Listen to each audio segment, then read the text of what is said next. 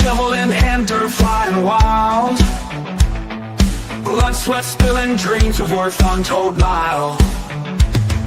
Eyes fixed on them stones, a glint of gold fire burn. Clawing through the earth, tireless hearts won't return. Red dirt warriors chasing yellow gleam in the sun. Battered and bleeding, but we won't be done.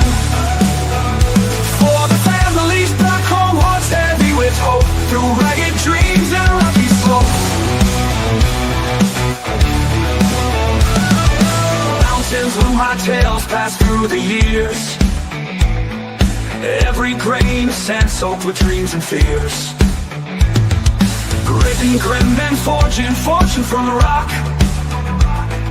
Echoes of their struggle ticking like a clock. Red dirt warriors chasing yellow gleam in the sun. Battered and bleeding, but we won't be done. For the families back home, hearts heavy with hope, through ragged dreams and rocky slopes.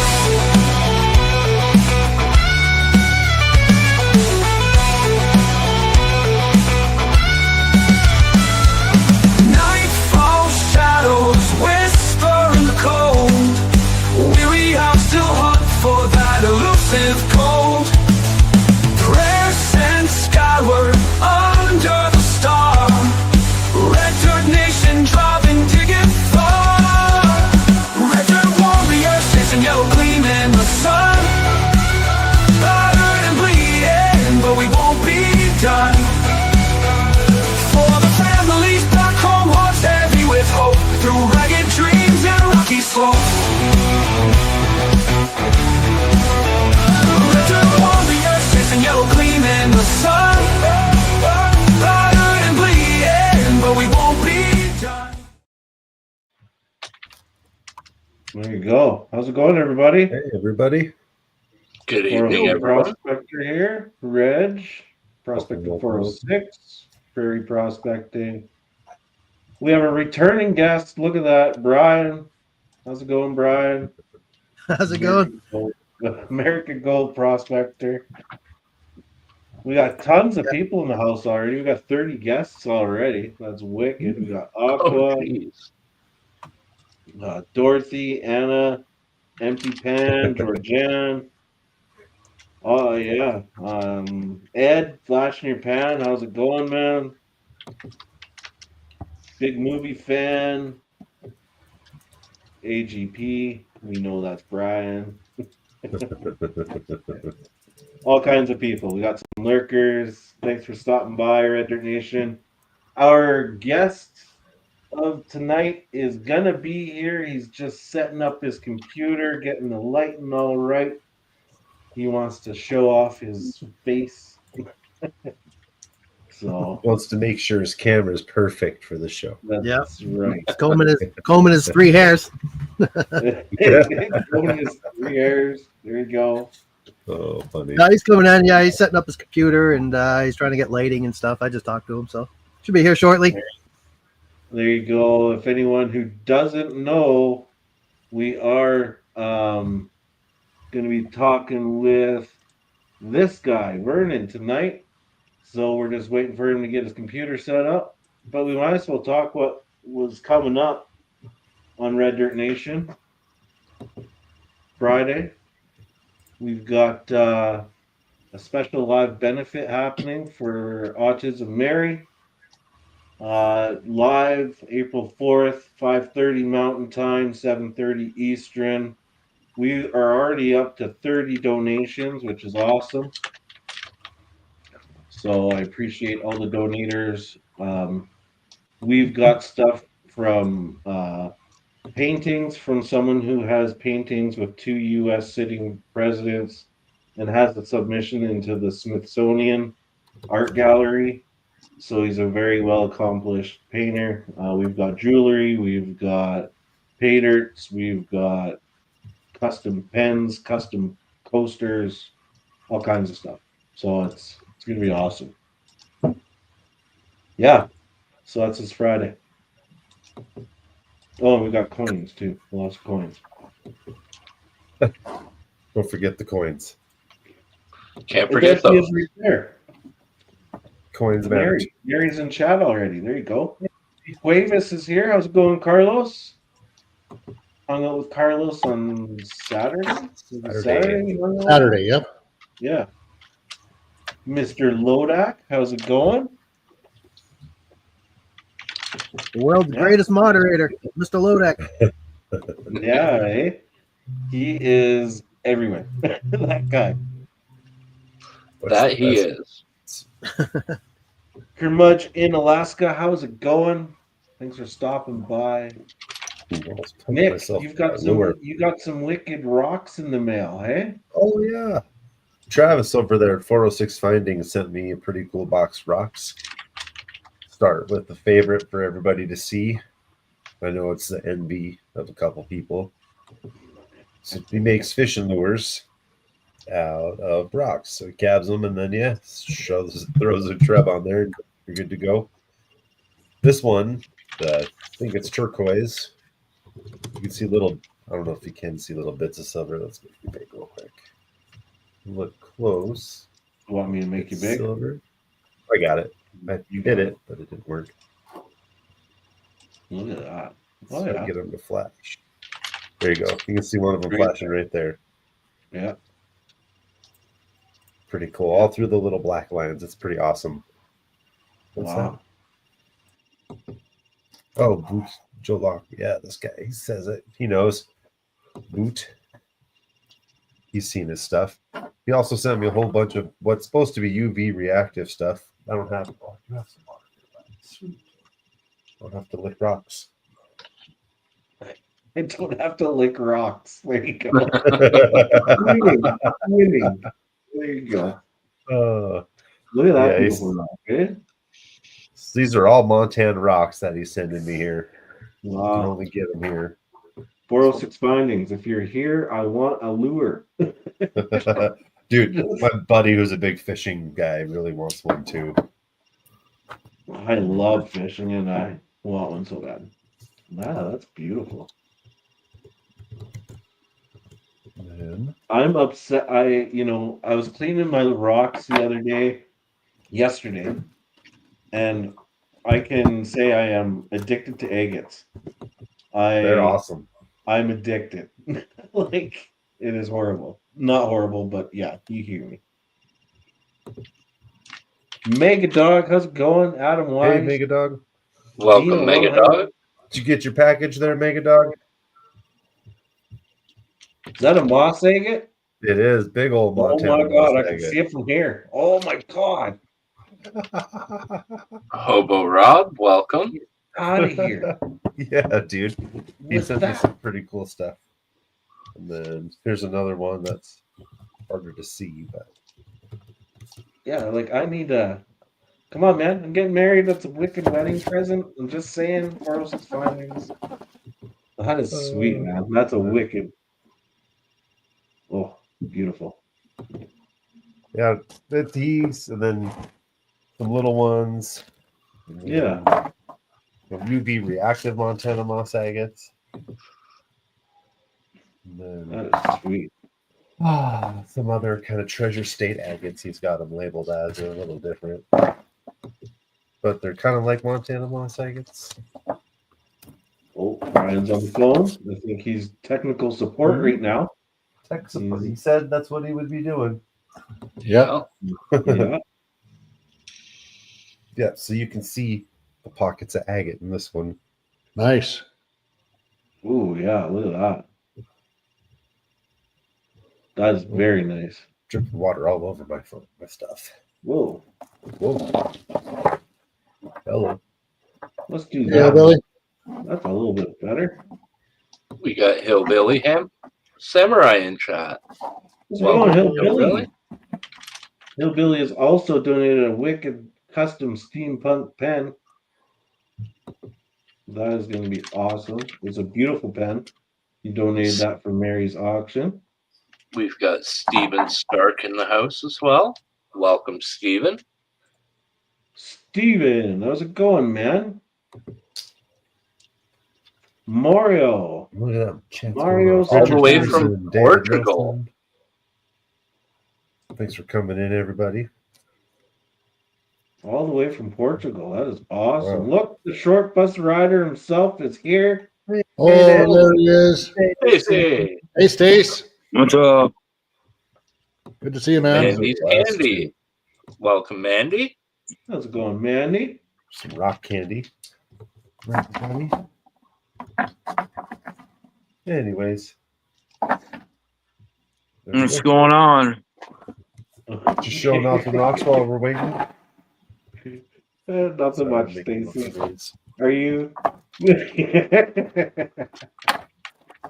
Say hello to the chat world, Stacy. Everybody's here to come on, give us a good hello. Hello. I thought I saw a putty tap.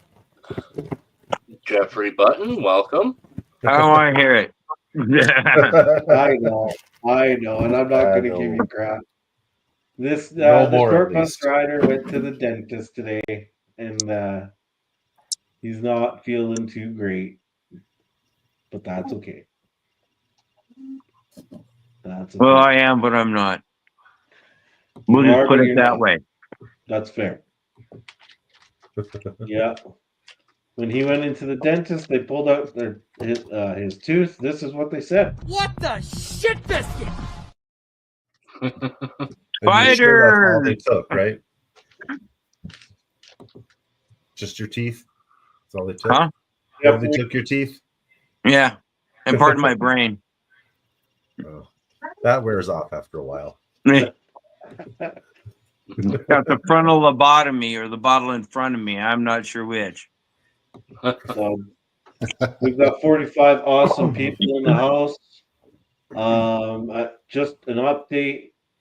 Mr. Brian was on last week. He is Vernon's technical support right now. Uh-oh. Vernon is uploading his computer and lighting, I think. I'm not sure. But we're trying to get him on. Well, Brian is. Good evening, Talca. How's it going, Telka? We're getting people all over. How's the it world. going? Chile. Thanks for We got coming all the Chile, way. Portugal. I believe there's someone in here from over in Africa. So Wow. that's awesome. Wow. Well, that's the thing. Our community is far and wide. We are global, and it is such an amazing community. Yeah, and we're grateful to have you guys come here and join us for these interviews that we're doing with these Gold Rush stars. And we're going to be pausing at the end of April for the mining season here in North America. And then in the fall and winter, we're going to revisit these guys again and see how their season was, what they're up to, and what they got planned maybe for next year. So, and then we're going to have some other guests whose maybe their mining season is done because North America, the seasons are different in other parts of the world. So Right. we're hoping we're going to go international is what we're hoping. In a couple of ways. In a couple ways. Yeah, exactly. Chris Saucer, how's it going? It's a very small community, but it's big at the same time. That's what we love about it. Georgianne, how's it going? Hey, Flash. Flash and Georgianne and sorry guys, Hey, Mama Bird. You're good, man. Thanks for coming in. Mama Bird, how's it going?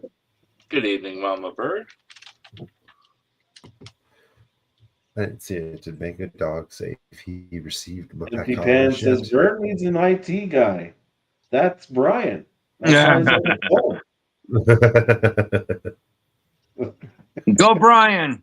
Go Brian. Type in chat, go Brian.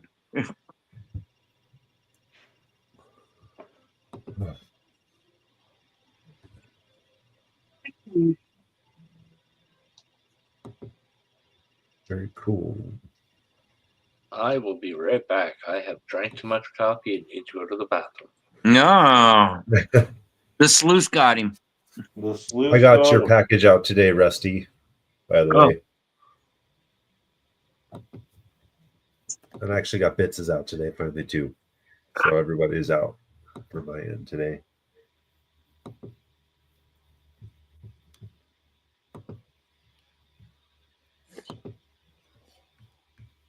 Yeah, 43 people combined watching right now. It's incredible. Oh, nice. Excuse me. Wow. Getting bigger and bigger. Yeah. Now, just get Vernon in here. It'd be great. English translation of names. Yeah. All right, we're getting Hold there. on, Steven Stark. Got the link. Yay. He found the link. I sent it to his Facebook. Oh, Joe's in the back. Let me get him up. Joe's here. Oh Yep. my God! Look, the old timer himself. He Hey made it. guys, how you doing? Hey, Joe. Good, how are you? Hello, mister. Hey, listen, I just stopping in. I don't feel too good tonight. I'm gonna Ooh. sit and chat, make some room up on the panel. Okay, sounds good, Joe. I got some stomach issues going on over here, so Ooh, Okay. you know, well, I take don't care, wanna buddy. I don't want to be farting on screen. You know. Fair enough. Don't Hope want you to feel push better, it hard Joe. an inch too long either. Never trust them at your age. Yeah, I hear you. At your age too, Stacy. That's right. That's what I heard. That's what I've been hearing. Uh, Sucks getting old, huh? We love you, Stacy. It's all good. I keep getting told I'm young. Well, Yeah, Joe, make sure you feel better, man. I hope just get some rest. Oh, yeah. Is Vernon on his way up or what? Yeah, Vernon's coming. He's We're working on it. Yeah, we're working on it. So we tried his laptop, but it says browser StreamYard not supported in his browser or something, so he's having trouble. So now Ooh. we're trying to work on his phone, but we're trying to get the link to his phone, and he's getting there. All right. That's All right. great. He's getting there. He's trying his You've phone got right this. now. So Okay. I'm gonna see if you guys don't mind. I'm gonna see if I can hang out and say hello. yeah, he but should be. I'm gonna- It says he's entering. Oh, all right. He's entering. Cool. Okay. We have 46 people in chat. David Nelson's here now. How's it going, David? Boot. I hope I'm saying that right. Mario. What did Mario say? I missed it too. He says he can see all you guys in the back room. Do you see him? I don't see him yet. Nope. He's gonna have to hit enter studio. Okay, hit enter. Hit enter. Enter StreamYard. Or enter studio. Enter studio. We'll get him through this. We've done this kind of walkthrough with Joe before, so we can do it with Vernon.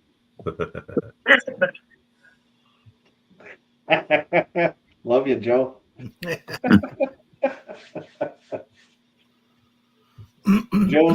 Joe's definitely feeling sick because he would have been like giving me gears right now. Yeah. Yeah. We got Milwaukee Matt in the house. Good evening, Matt. What's going on? Hey, man. What do you have to say, buddy? Why are you guys saying hello to everybody when they can't hear you? What do you mean? We're on. Yeah. We're on. We're live. They can You're hear us. live? Yeah. You're live. Yeah, we're live. Oh, I didn't know we were live already. Oh Oh, yeah. Yeah. I We've thought been you, live for 20 minutes now, Say Joe. hello- Yeah. say hello to YouTube, Joe. I thought you were going on 9:00. Well, No. we had this one scheduled before we made the time change. Yeah. Oh.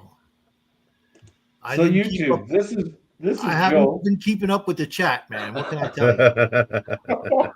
Alaska Gold Hunter, welcome. This is We're Joe. all He rides guilty a of it, short Joe. bus with me. Yeah, actually, you guys must know I'm sick if Yeah. I'm this far out of it here. Well, you know, Yeah. I go to bed at like 8:00, 8:30 every night, so I wake up to these like mile-long text chains I gotta try to catch up with. So I know Yeah. how you feel, bud. Yeah, it says he's backstage now. Is that working? Ah, But I see. I don't see him still. You text him the link. That might work a little better. Yeah, I don't have his. Yeah, he was having exact- trouble getting the messenger. He couldn't get messenger, so I had to email him the link. So he tried email. So Have him turn everything off, and then all the browsers and all this other stuff, and just where you can click on the link, and that's the easiest way I get in. Here, Brian, I'm going to give you my cell phone to give to Vernon, and then I'll text him the link, and then he should be able to just open it. I'm gonna run real quick.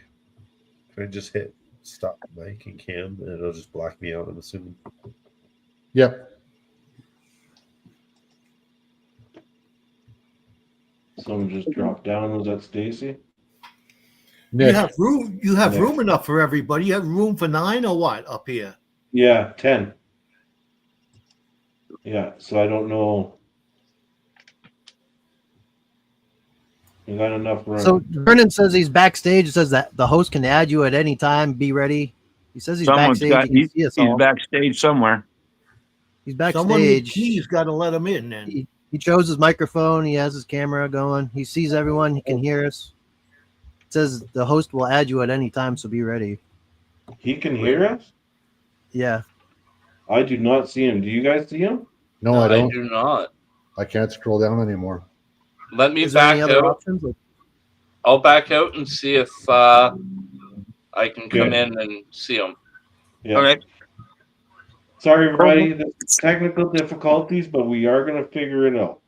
We're working on it, Vern.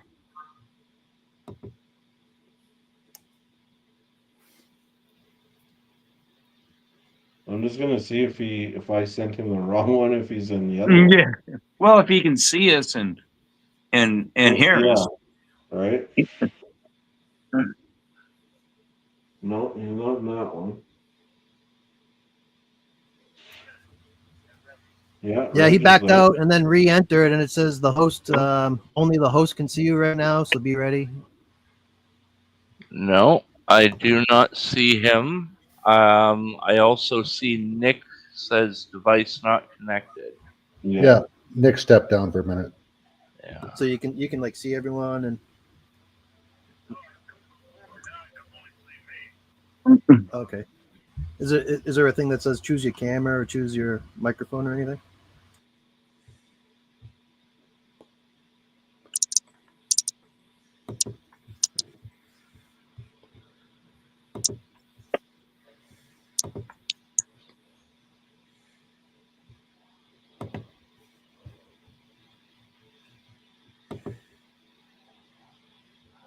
Little bit of technical difficulties. Yeah.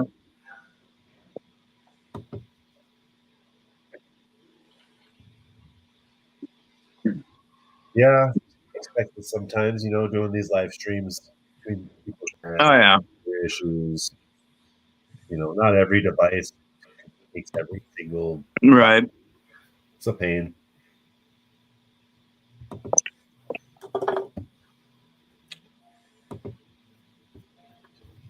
So, how was everybody's weekend after we went live the other day? Busy, like always.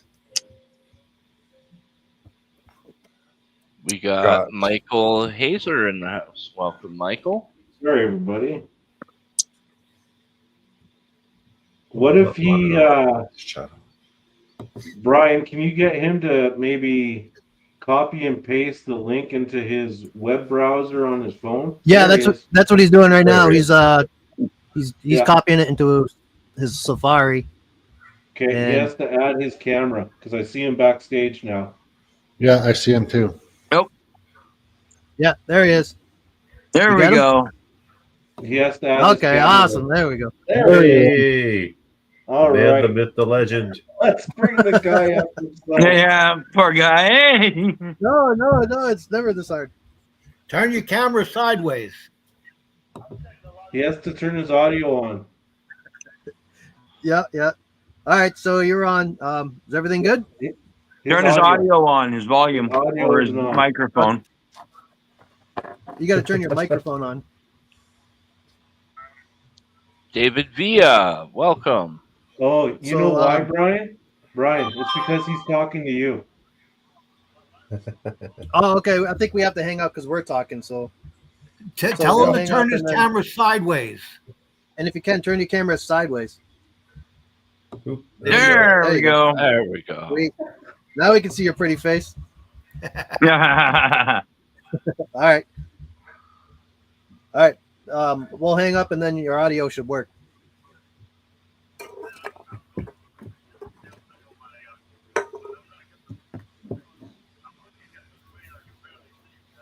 Yeah. I don't think they can't hear you because we're talking. So we'll hang up and then we should be able to hear you. Yeah. All right. Later. All right. Hopefully that'll work. Hopefully. How's it going? No. No. No. Brandon, we can't hear you. Technology. Like fucking phone. Yeah. Fucking technology. Goddamn phone. So he's got to Go into StreamYard settings, select your microphone. yeah, Vernon, if you can hear us, you got to go to settings on StreamYard here. There should be a thing that says settings. Click on that and go to audio. And then just choose your microphone right in the box there. He hates it. Yeah. Who doesn't? It's No. not working. Now you're muted. Unmute. You got to unmute. Did we unmute him? No. Okay, now you're unmuted. Now go to settings. That little gear So- icon, settings. You gotta go to the more button. More button first. You see More this? buttons. Oh, it's on You phone. see these three little dots right here? It's gonna say more.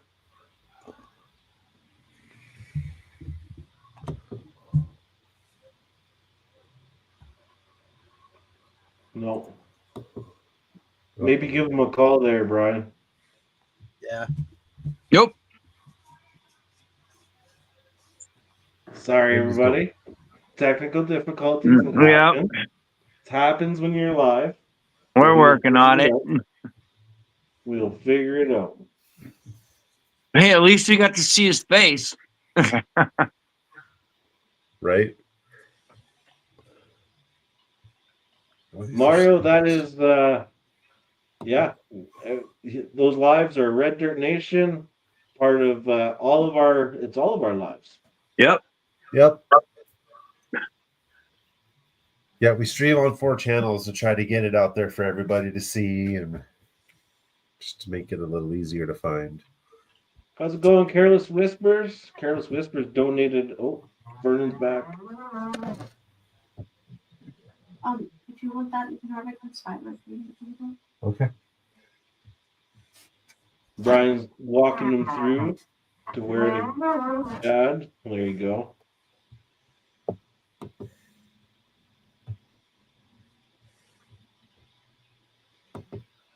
Yeah, this is definitely a concerted effort from all of our channels. You know, something amazing to bring to the community and bring the community together. Yep. Shaking the tree, boss. Shaking the tree.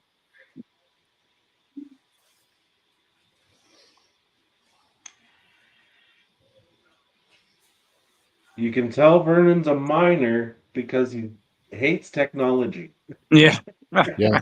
All right, that's how you can tell he's a good miner, right there. He found the True. box and it. Vernon, now you're muted. Unmute.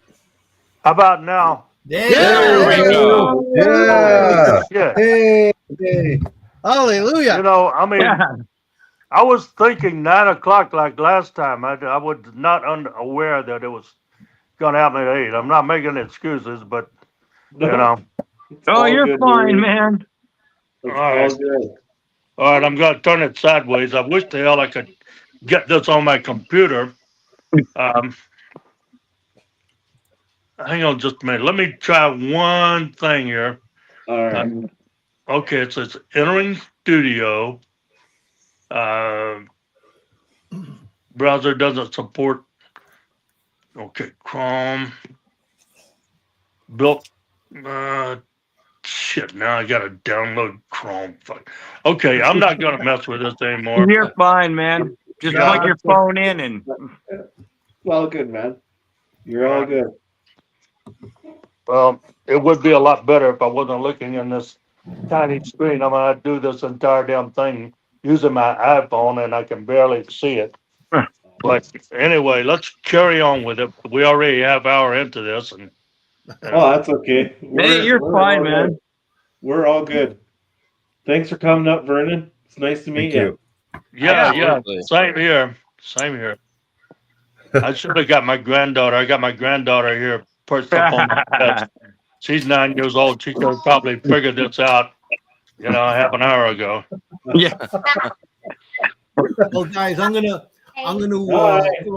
make some room up here for you, Vern. I just wanted to be up here to say hello and meet you, but I'm feeling a little under the weather, so I'm gonna open it up, take a step backwards, go into chat, and let these guys handle the live tonight. But it's very nice to meet you. Yeah. So you said that you're in gastric distress? A little bit, yes. Yeah, well, go ahead. Go someplace. Go take a dump, man. I mean, Hang it over the starboard engine, man. yeah, turn the audio off before you do it. Please. Call that a sluice deuce. Sluice deuce. Okay, Yes. we'll do, man. I'll take care of things, and you guys have a nice stream. I'll talk to you later. Later, Joe. See you, Joe. Have a good see you, Joe. Feel Yeah, better, brother. Thank My you. granddaughter's over there eating ice cream, and she's kind Not ice cream. of whatever. She's kind of losing her appetite with this conversation. No, I'm not. Yeah. No, Grandpa. Oh, that's awesome. All right, okay, on with the show. All right. Exactly. Awesome.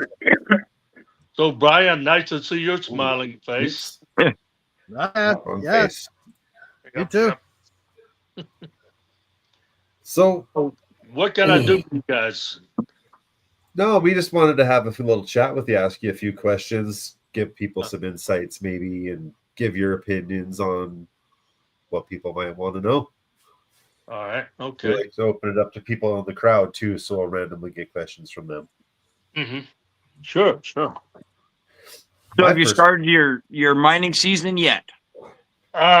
Which mining season you talking about? This year's. The winter season up there, and we did not go up this winter because there was very poor ice. It was warm. I mean, this is the warmest, might be the warmest winter in history. So Wow. one winter I've seen since I've been up here about 35 years. And then it melted, and then it snowed, and then it melted, and then it snowed, and then it melted. Yeah. All spring. All right. Thanks for that. Thank you for that. We got the weather lady on. Yes. I might have to run her out of here pretty soon. She won't keep wanting to steal the show. That's awesome. But Yeah, anyway, I don't know if you know, but the ice on 56 blew out. It was out for a month or two, and then I think it blew back in, but the ice was gone.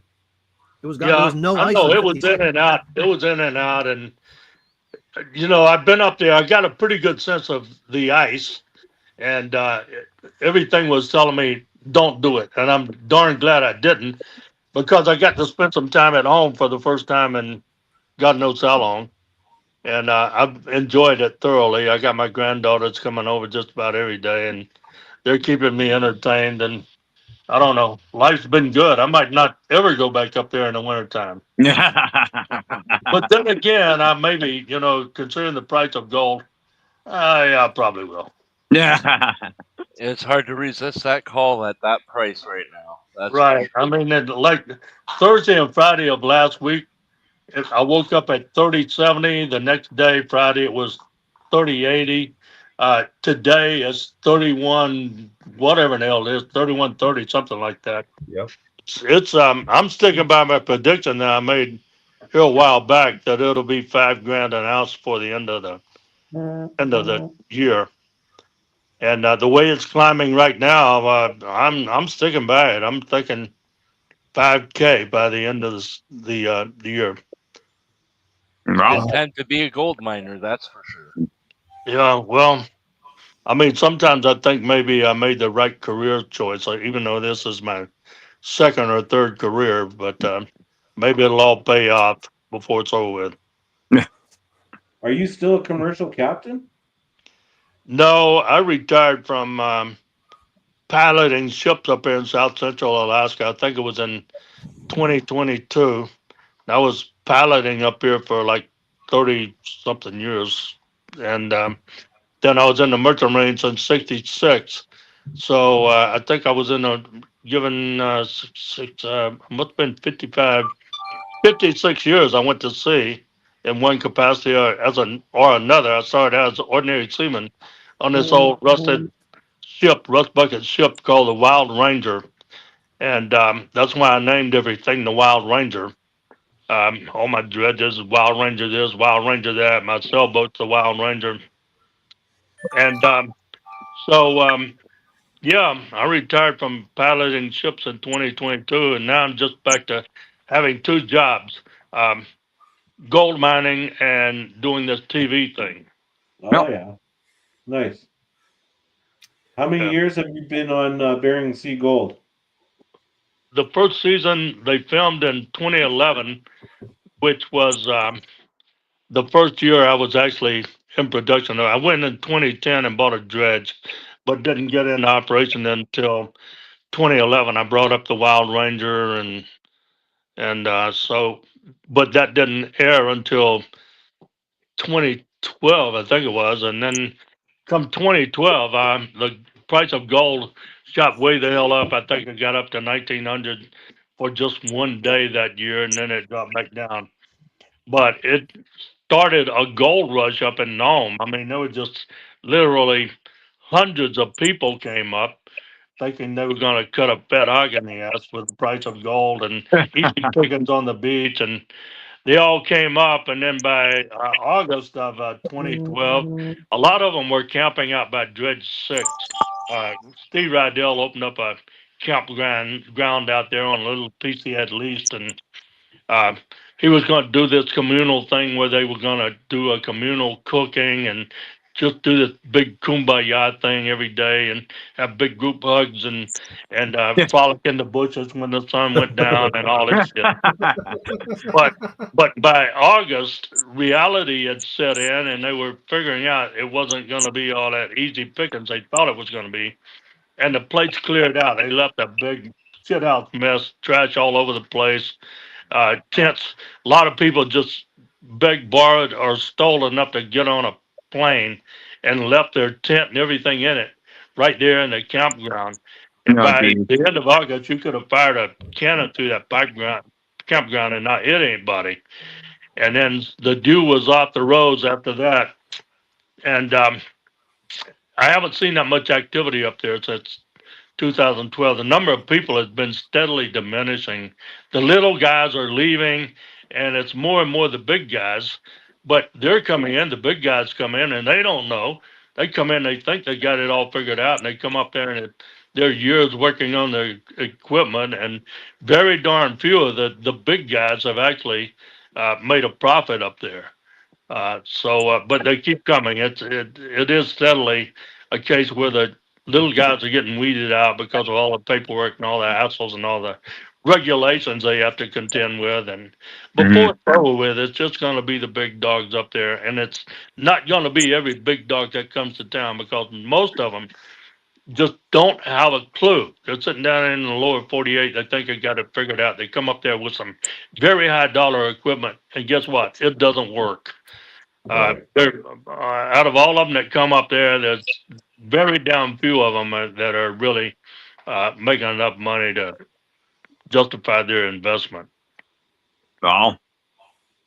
So that I have another question. When you're talking about heavy, expensive equipment, your crawler that you had, kind of like your second or third season in, it was during the ice mining season. Mm-hmm. You ever thinking about doing that crawler again? Well, yeah, I'm thinking about crawlers and everything else. I was just talking to two different people about that today. I'm steadily thinking about it. Yeah. But as far as doing it, uh, crawlers right now is kind of like third on my list of options. I think you need to do it right up there. You're going to need more than one tool in your arsenal. And to really do a crawler right, you're talking several $100,000 worth of investment, which is kind of beyond my capabilities right now. I do have two crawlers up there, and time and money permitting, I will put the two together and make one that actually works. But right now, I'm concentrating more on getting my gold ship perfected. And then also, I've got a barge, a 74-foot long barge located in Naknek, which is about 700 miles from Nome. And I'm going to bring it up there and either do something along the lines of a trailing arm suction dredge, or possibly put a clamshell bucket on it with an A-frame or some sort of a swing arm extender boom type attachment. Which I was just talking to somebody today about that. He offered me the equipment, and it'd be kind of plug and play. I get my barge up there and put his equipment on it, and then I'm up and running. So I got a couple of different possibilities, but I am convinced, and have been for many years, that I've got to get out of the diver operated suction dredge arena. There's only so much you're going to make with it, and then plus on top of that, you got to deal with divers. And, Yeah. I don't like dealing with divers. I like some of those guys, but Jesus, what a pain in the. Hey, wait a minute. Hey. Yeah, wait a minute. No. I mean, that's what the show is all. The show loves it because of the drama. But believe me, I mean, there's plenty of drama, and we don't cook it up. It just happens organically. Right. There was it's good for the show, but it's not good for my nerves. Yeah. You guys There was drive me crazy. a question asked. You ever think about maybe going inland? Never. Never. Okay. But I'm a sailor. I don't care about inland. That's for the landworms. I'll leave that to lesser human beings. No offense. No offense. Hey, none taken. No, I don't care about inland. That'd be a whole different learning curve. I'm sure there's gold there, but I don't have time to figure that out. I mean, I barely got a handle on what I'm doing out there on the ocean. You know, if I go and try to figure that out, it's like I don't have that many years left. I'm 79 here in a couple of months. Oh, wow. Wow, really? Yeah, I'll be dead before I get that figured out. Might be dead before I get this other thing figured out. Kind of like that, I you don't have know, to worry that word, about it anymore. that word boat bust out another 1,000, you know. Yeah. What's your plans for the and short talking about divers, I mean, Brian used to dive for me. Yeah. That guy damn near caused me to have a heart attack. I mean, we pulled him out of the water that one day, and he was squirting blood out of every orifice north of his shoulder. It's like, what the hell, Brian? He's like, oh, no, I'm okay. I'm okay. I'm going back down. Well, no, you're not. You're going to the hospital. They showed me pictures. They took pictures of the inside of his eardrum. It looked like somebody cramped some hamburger meat down his ear canal. Oh. Anyway, so yeah, and that was only one of the events up there that damn near drove me crazy. But so anyway, next question. What about the short bus? What's your plans with the short bus? I sold that platform to Larry. I kept all the gear that was on it. But I sold the platform to Larry because, hang on, Penny, stop it. You're making noise. Everybody in the world. We're on TV here. People on the other side of the planet, people in Mongolia are hearing you over there on the exercise bike. All right. But no, I sold that to Larry. But I did keep all the gear that was on it. And my intention was to put all that on that barge I was telling you about. And then it was either one or the other. I couldn't justify having both those platforms, and I'd rather have the barge as a platform than the 55-foot catamaran platform that school bus dredge is floating on. Yeah. So anyway, that's why I sold it. I did keep the crawler off of it, and the All right, engines, cool. pumps, and HPUs, and everything else. Yeah, I wanted to run that crawler. Well, it might not be before it's over. Like I said, my fervent hope is I'll be able to get that barge up there this year and either outfit it as a trailing arm suction dredge or a clamshell, and alternatively, maybe put the crawler. It's got the rig I'm thinking about buying has a nice A-frame that would be ideal for doing a crawler. But in the interest What was of the keeping nozzle it size? simple and less expensive, I'm Nope. gonna probably do one of these other operations first. How big was that crawler? Wasn't it 18-inch? 18-inch Yeah. nozzle? It's Yeah, 18. that's big. Holy. And I tell you, it'll dig a hole. You could set that nozzle on the bottom and hit the button, and it'll dig a hole 6 feet deep in about probably a minute. Wow. That's wild. Holy. So that Yeah, part that's of it worked just fine. But then when it came up through the hose and it went into a hopper with a grizzly on top, and the material was reduced down to the fella had put a 1/4-inch screen on it, so only 1/4-inch minus went through, which didn't make a whole lot of sense. You got an 18-inch pipe blowing material into this hopper and expecting it to sift down through a 1/4-inch screen and then sucking it out the bottom with a 6-inch suction hose. 99% of the material just blew right out the back end of the hopper. Oh yeah. Ooh. But there's ways of fixing things like that, and once I get myself fully combobulated here, I'll probably tackle that project. I haven't given up on crawlers, but right now I think there's an easier and quicker way of doing it. This friend of mine built a rig that's got a 16-inch diameter pipe that's about 60 feet long. He built a jet for it and a crash box and an array of sluice boxes, driving it with a 500 horse diesel engine with a 10-by-8-inch Cornell high pressure pump. And he was doing very nicely last summer.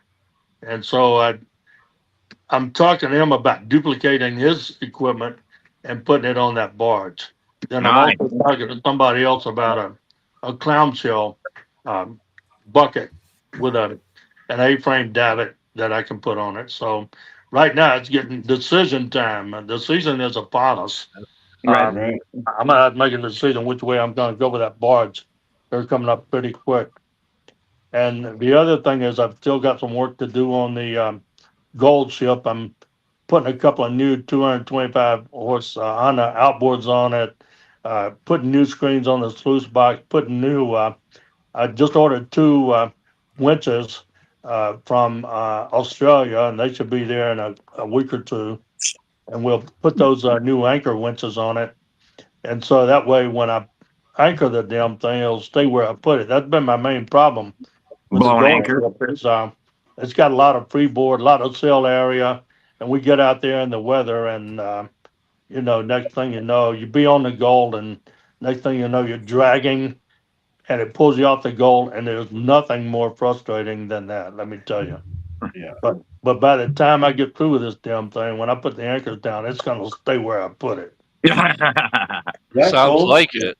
Yeah, that gold ship's been like a game changer for you, hey? Like that's a very nice ship. Absolutely. Well, we like it. I mean, for the obvious reasons, we can go out there and stay when nobody else can. Yeah. And the sluice box, the one I had built by King, has been working extremely well. I've been able to catch the fine gold with it. I'm thinking just by that new sluice box alone, my gold take has increased by, I'm thinking by a third, really. Oh, wow. Yeah. I mean, Yeah, that new box. straight That up. box Quite is the way increase. better. Straight up.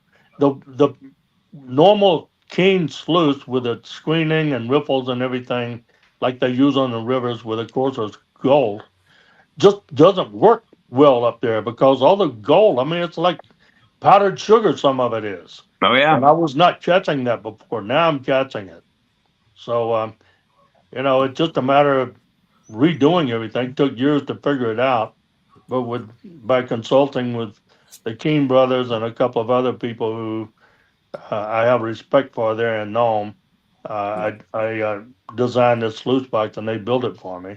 Cost me 10 grand, but I made that up the first time we had it out. At Yeah, we made that the prices, first day. yeah, really. So Do that you was a think- good investment. And the other thing is the nitrox. We put that nitrox system on there. It took some getting used to. Brian was there when we first put it on. My divers had fear and trepidation.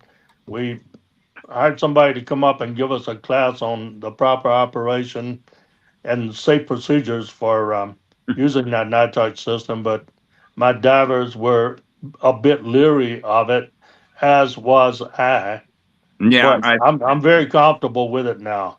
I mean, all the hell it does is it strips some of the nitrogen out of the air. The Right. air you breathe, it's 20.9, call it 21% O2, and most of the rest of it, 79%, is nitrogen. There's little CO2 and some other crap thrown in there, but Right. the biggest part of it is nitrogen. And all this machine does is force the air through a semi-permeable membrane. And what comes out the other side is oxygen. Yeah. And molecules are smaller than the nitrogen molecules. And so we can set it, we're usually running at 32% O2. And so the divers are down there breathing enriched oxygen content air. And Right. even if we're diving shallow, they come up feeling refreshed with a smile on their face, energized, and not all drug out. Not beat to hell. Been there, Yeah, done that.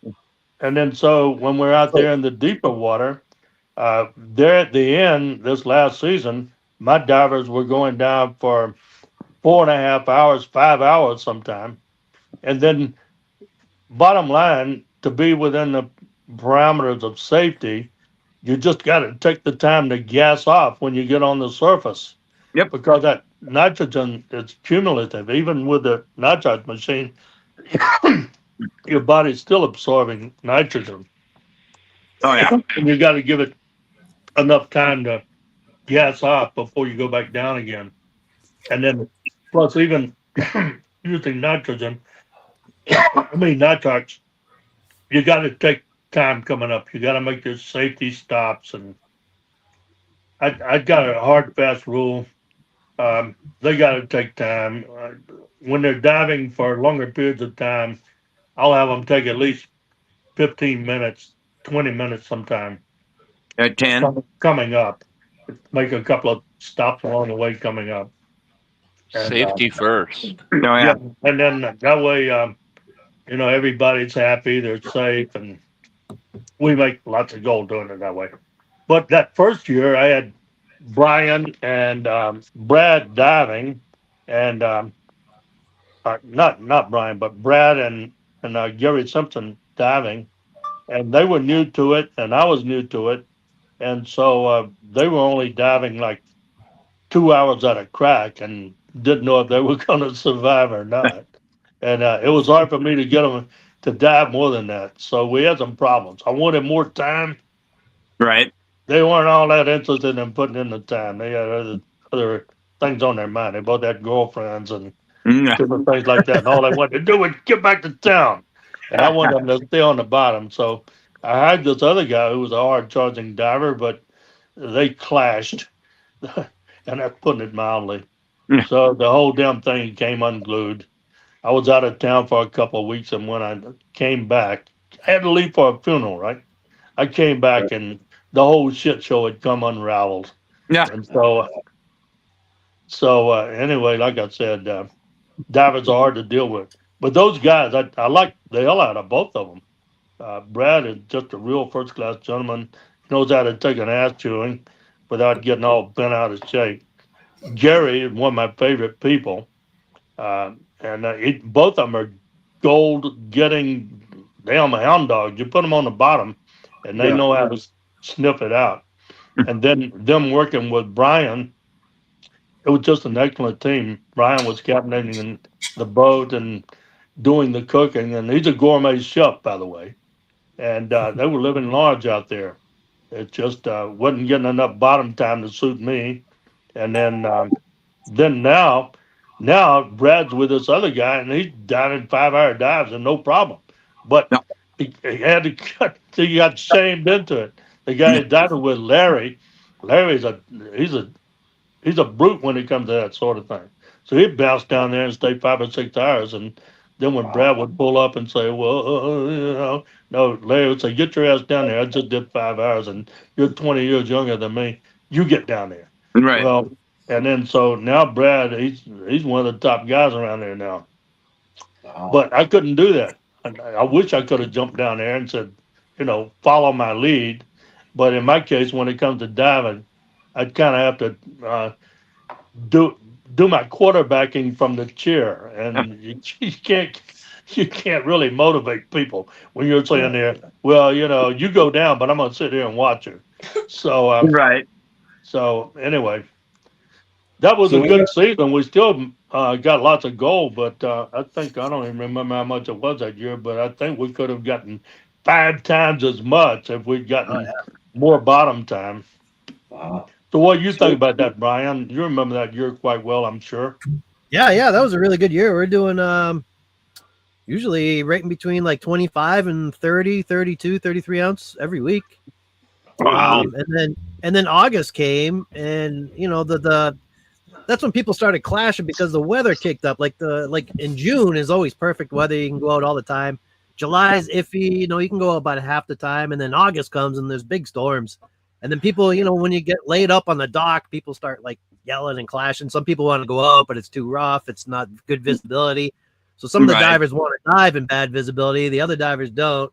So then they kind of clash, and then the waves kick up. Some people want to stay out. Some people don't. It's when the weather's great, everyone's happy in a good mood. Everyone's getting gold. The fair It's just weather. when the weather turns, the weather turns, and just it's tough, Fair weather divers. Yeah, that was the big thing. I mean, I guess it was weather. Like I said, I was out of town for a couple of weeks, and usually when I'm there, I'm able to suave these troubled souls and keep things together. Yes, us divers are a few troubled souls. But that that's kind of what happened. But anyway, I wasn't all that disappointed with the season. I'm always disappointed because I always want more. Right. But altogether, I would count that as one of my more successful seasons. Hang on just a minute. Hey, Penny, can you turn this light up for me a little bit? I'm trying to get my lighting adjusted here a little bit, guys. That's all Oh, you're good. fine. This much. Hey, with the technical difficulties we had earlier, we're good.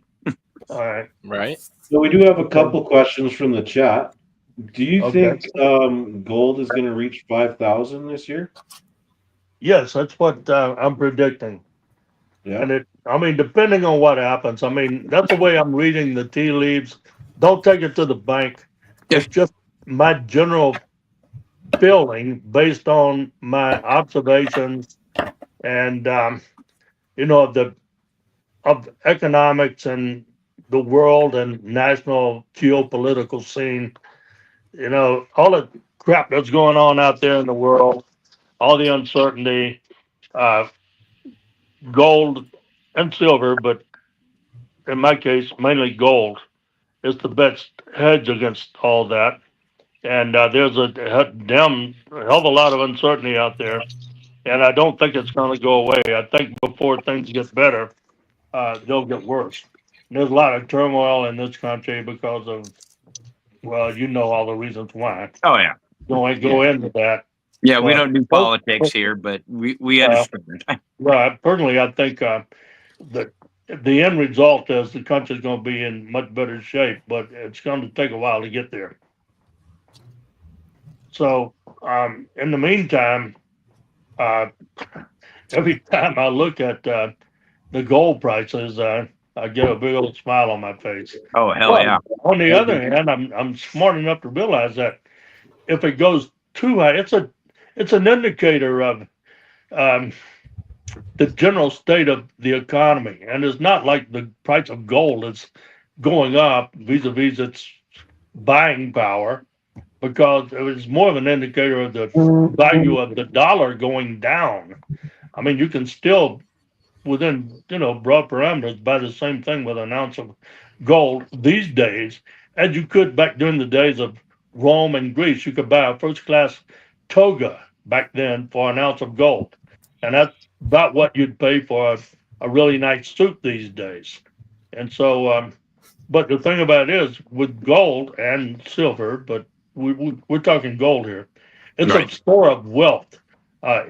Inflation doesn't impact it, whereas with anything else, stock, bonds, paper dollars, inflation does impact it. And then with paper dollars, my theory is sooner or later, all that fiat currency is going to reach its true value, which is the value of the paper it's printed on. So anyway, that's why I'm in the gold business. I'm saying 5,000 by the end of the year. I would like for it to stabilize at about 5K, because if it keeps going, if it ends up 10, 15, $20,000 an ounce, that's going to mean that there's madness, mayhem, and chaos in the streets, and I'm going to have a hard time finding some place to spend my money. I don't want that. I would, there's a limit. Okay, I'd be happy if it just got to 5K and stayed that for a while. So Chris Saucier in the chat wants to know if where do you find 16-inch dread parts, or do you have to make them homemade? This would you'd have to build them. This friend of mine who is a certified engineer, a really smart guy, not some shade tree engineer, but a real engineer. He built his rig, and he's offered to build me, essentially duplicate his equipment for me if I decide to go with that trailing arm suction dredge type concept, other than the clamshell, the hydraulic clamshell that I'm also considering. But I got to make up my mind here pretty quick, because the fellow who would build this equipment, he's only got another couple of weeks. He's just finishing up a new jet eductor that he's building for himself, and he could get on my project, but then right after that, he's got to go to Nome and start putting his stuff together. So I've been kind of a time crunch in regards to which way I'm going to go. I got to make up my feeble mind here pretty quick. Yeah. So did you check out that dredge that was up in Nome new this year? That black one, I think it was like Michelle or something like that. That was a clam digger, right? Too. That's the one I'm talking about. He's telling me that. That was your buddy. Me all that gear on the front end of that. He said it's plug and play. Okay. He can unbolt it and put it on my barge.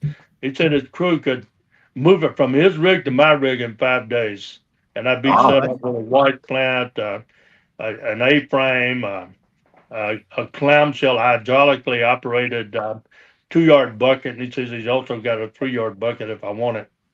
And I'd be functional. How'd those guys do? Do you know? Because I saw them at the dock a lot last summer. They didn't really go out too much, if at all. I don't even remember.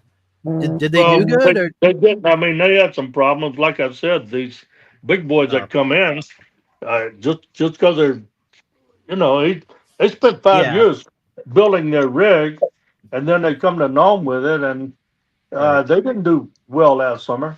But they're not giving up. They have been successful in other areas. They've done a lot of mining down in Mexico and different places. And Paul and his old man, his name is Paul, and so is his son. Like, it's Paul, and Paul. They're great fabricators, and they're putting this equipment together. And I predict that sooner or later they're going to hit. I mean, you just get up there and you muddle your way through it, and you keep plugging away, and if you got some smarts and perseverance, then sooner or later you're going to start getting some gold. All right. Yeah. So the empty thing about pan. Nome, Takes a lot of experience. You can have all the money in the world and the best equipment, but if you don't got the experience up there, you're not going to get no gold. That's well said. Well said. And then I've been up there. I mean, I think Sean's been doing this about 30 years. I've been up there for coming on 15 years. And I tell you right now, there's a heck of a lot more that I don't know than I do know. And what I have learned so far has come at great expense, let me tell you. I was just telling Paul, I was talking to Paul, the guy that's on that rig, owns that rig that Brian's talking about earlier today. And I mean, if I'd known before what I know then, I would be much further ahead in the game. Yeah. But I mean, these lessons in gold mining don't come cheap. No. Hey, Flower Gold Wizard, man. How's it going? So, Brian, and even I was kind of wondering, is Gold Cube really the best way to do gold cleanups up there in Nome? Or is there something else that you guys use too? Just about everyone uses Gold Cube. The Gold Cube kicks ass. I mean, we can put 30 ounces of gold in the Gold Cube and it's within the first 2 or 3 trays. The fourth tray has nothing. So, I mean, it catches everything. And I even ran the cons after a 33 ounce cleanup. And I only got like a gram of gold in the whole second run. So the Gold Cubes works pretty good to get the bulk of the stuff out. But then you're still left, with black sand and you got to clean that up. Vernon has that little mini Keen sluice, the Miracle. Now I forget what it's called. That thing works pretty good too for like that only works like you got to classify after you do the Gold Cube. You got to classify and like minus 50 work really good on that little Keen Miracle cleanup sluice thing. Other than that, it's just hand pan after. So some of the other guys they got the wheel like Sean Pomeranke's got the big mega wheel, but he's doing huge cleanups like out of the Myrtle Irene or his inland. So he has buckets and buckets and buckets of cons to go through. Truckloads. But that wheel too is probably like $20,000. That's pretty expensive. But pretty much just about everyone uses a Gold Cube to clean up that I see. That's cool. We have Mike Pung coming on in a couple of weeks, so I just wanted to kind of get the big Yeah, Mike, Well, you'll be a good I'll guest. tell you, It's fun. I swear by that Gold Cube.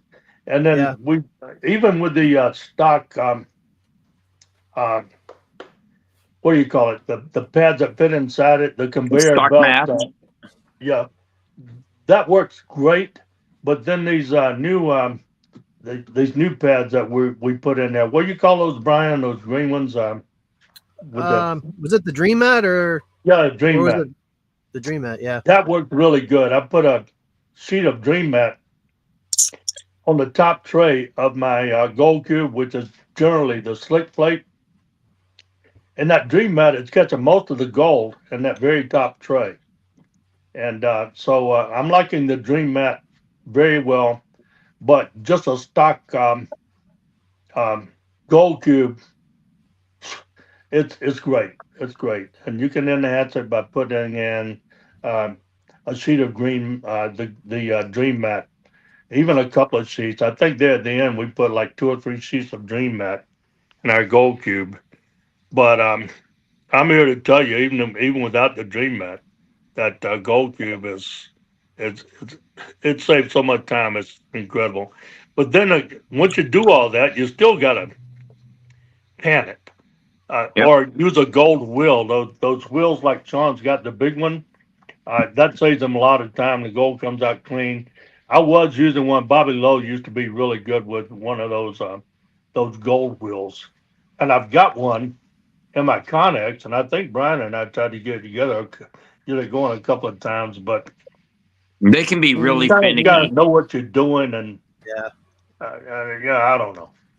When it comes down to it, always end up with some panning to do there. No, hand panning always works the best for me. Yeah. How much of the gold do you actually get to keep after your wife puts her hand in the jar? Well, I keep telling her it's all for her. Yeah, I give it to her and then I borrow it back from her to buy some crazy piece of equipment. So, With interest, she's right? She's pretty good about that. Yeah, she's very supportive, and I tell you, I've met so many miners that came up there, and then their old ladies pulled the plug on them, and they couldn't do it anymore because you know the wifey poo didn't like them being gone or whatever. You know, I get sick and tired of hearing those sob stories. They get up there and damn it, do it. Tell her to stay home and wash the friggin' dishes and shut up. You know, let them get out there and get after it and get some gold, bring out gold home, and then they're happy. You know, can't have it both ways. Man, My gotta wife do what you always gotta do yells. to earn it. You My, gotta earn a living. You know, my if you wife don't always earn a living, yells they're at gonna me leave you and says, anyway. "Dig faster! I need more. Bring me dirt. Bring me dirt. Come on, bring me more." My wife don't Yeah. question it as long as I bring Vernon's pretty wife rocks always- home. These bills, these bills, these bills. Yeah. Bring me more of these bills. Yeah, yeah. They keep playing that every now and then. They'll play it. She saw it a couple of months ago, and she just cringes when she sees it. But she from the Philippines. I met her on a cruise ship here in 2001, I think it was, right before 9/11. She was my room stewardess on this cruise ship I was piloting, and Oh. but she's from the Philippines, and everybody in the Philippines has seen that clip. She goes over to visit us a couple of times a year, and that's the only time that she's ever been on television. But Yeah. and I told her today I was going to do this thing, and she said, "Don't put me in front of the camera."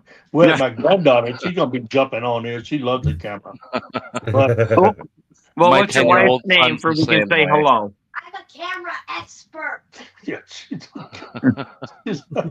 well, she was on camera when she was like 5 months before she was born. Lol. Yeah, I mean, my daughter Elaine, she showed up there and would have a talk with me. Dad, there's something I got to tell you. So we met at Airport Pizza, and we're sitting there. And she pulls out this envelope and pulls out this printout of a sonogram or whatever it is that those women do when they're having babies on or what it is.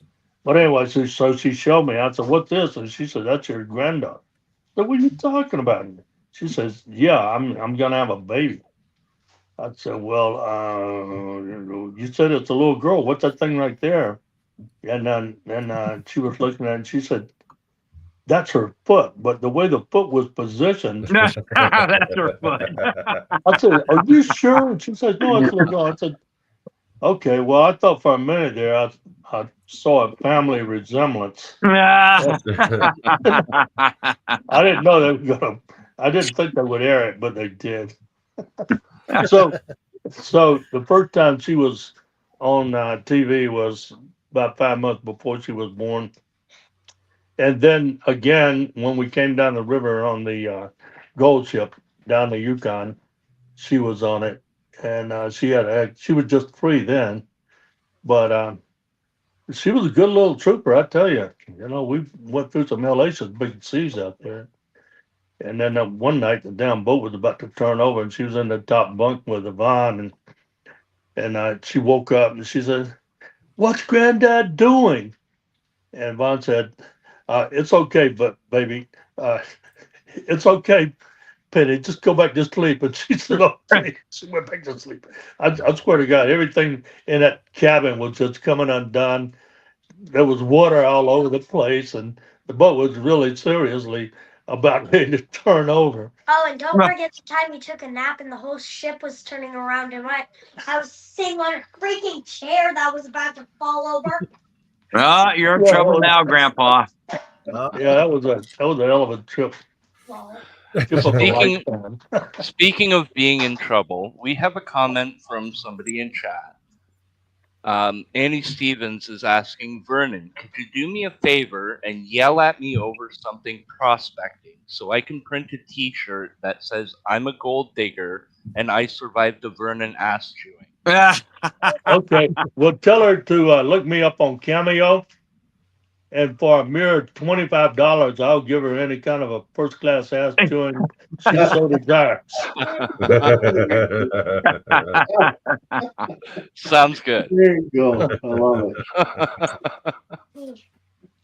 That's good. Is that drink part of social hour on Bering Sea Gold, or No, I'm not sure what it is. It It's tastes Thai pretty. tea.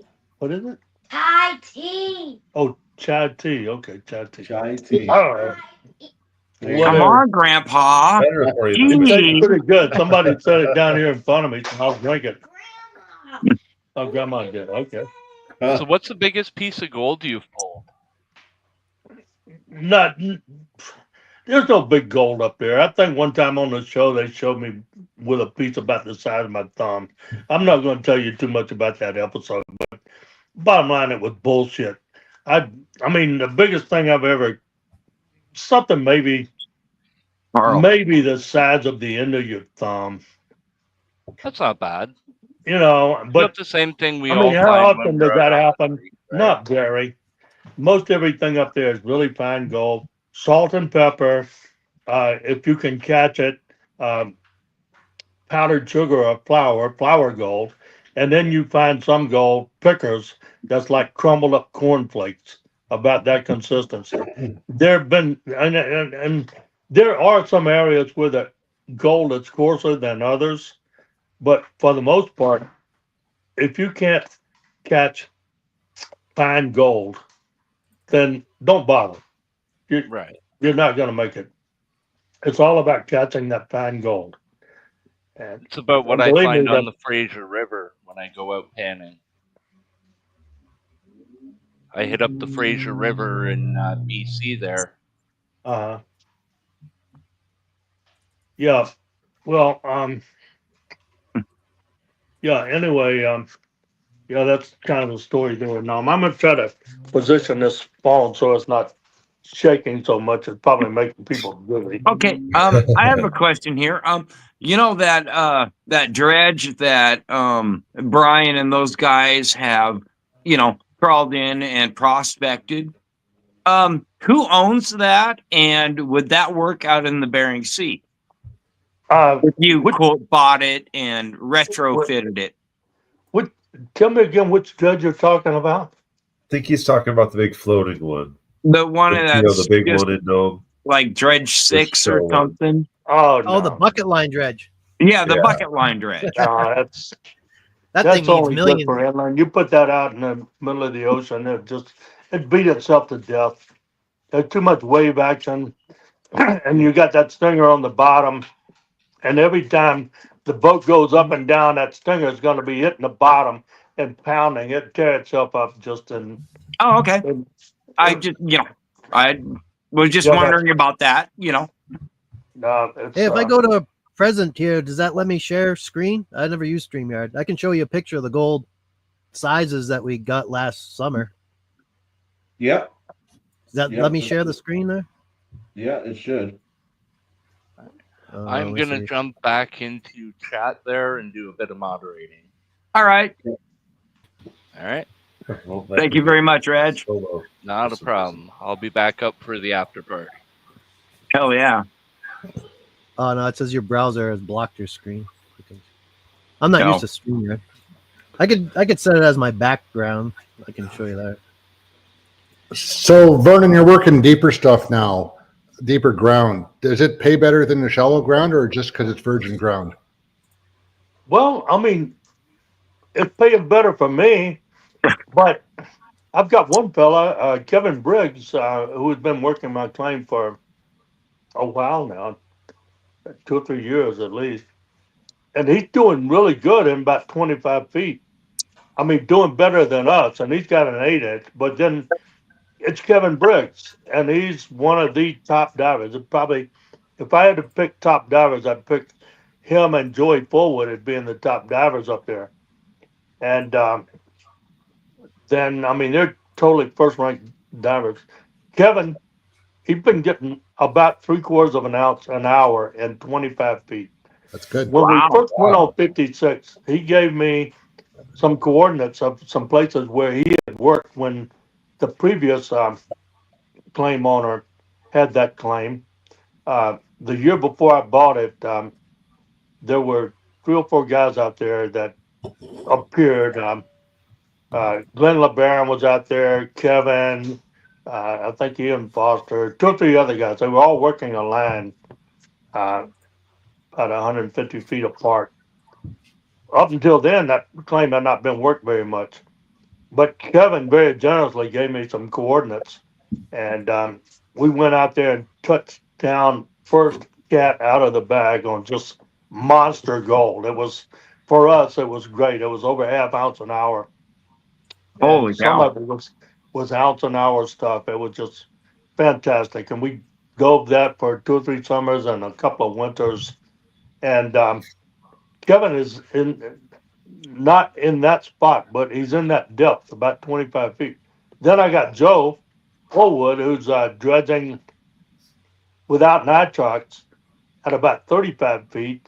Uh, and last summer we were on the line. I was out at 40 feet, and then right to the north of me, in line with me, was Joey at about 35, and then on towards shore to the north was Kevin at about 25, and we were all on great gold. My team got less. Joey was, I mean, he was really, he was cleaning up. I mean, he was doing extremely well. But then, he's got a 12 inch, okay? And when it comes to things like this, bigger is better. He's probably one of the only people around Nome that can actually handle a 12 inch uh, suction hose and nozzle. It's a lot to handle. I mean, Yeah. Oh, yeah. but Joe knows how to do it. So he was doing really well, and Kevin was doing really well, and I did moderately well. But I had a new guy the first year up there. I went through a whole lot of drama and trauma with him. Y'all be seeing it here coming up in May. I think they're going to air those episodes from that season. But in the end, after putting in a season, which is what I've been saying all along, it takes about a season for a person to start getting good at it. And by the end of the season, we'd worked out some serious wrinkles and he was getting productive. Then I had another fella that came back. Actually, it was Scott Foster, who was on the show the first season. He came back and he was diving with me for the first time since 2017. That's the first time he'd been back up there. So he was a little bit rusty, and he had another gig that he had to break off and go back to take care of a few times, and he'd just leave me with inexperienced people, mainly this guy Rich Huffman, and then a couple of other guys who were going to dive with me, and they didn't last. I mean, one of them, he got drug on the bottom, and Jesus Christ, I thought he, yeah, he left in a hurry. He got a little scared. So, what's that? He got a little scared. Oh yeah. We pulled him off the bottom, and he was white as a sheet. I tell you. Wide-eyed and bushy-tailed and ready to Well, go home to mama. The anchor started dragging, and the current shifted and started coming from the other direction, and one of my anchors started dragging, and it drug him about 400 or 500 feet. He was in a stone panic down there. I told him, I said, "What's the problem? You got hot air, and you got hot water, and you got air. What else you need? Want me to send you down a sandwich? Just shut up and hang on." Yeah. Hold on to the hose and just keep dredging and keep your eye on what's going in the hose. Yeah. Haven't I you got ever heard dragged of every movie? dive that I was on. We went through the whole cycle until the anchor fetched up about 500 feet or maybe more. I've been 1,000 feet.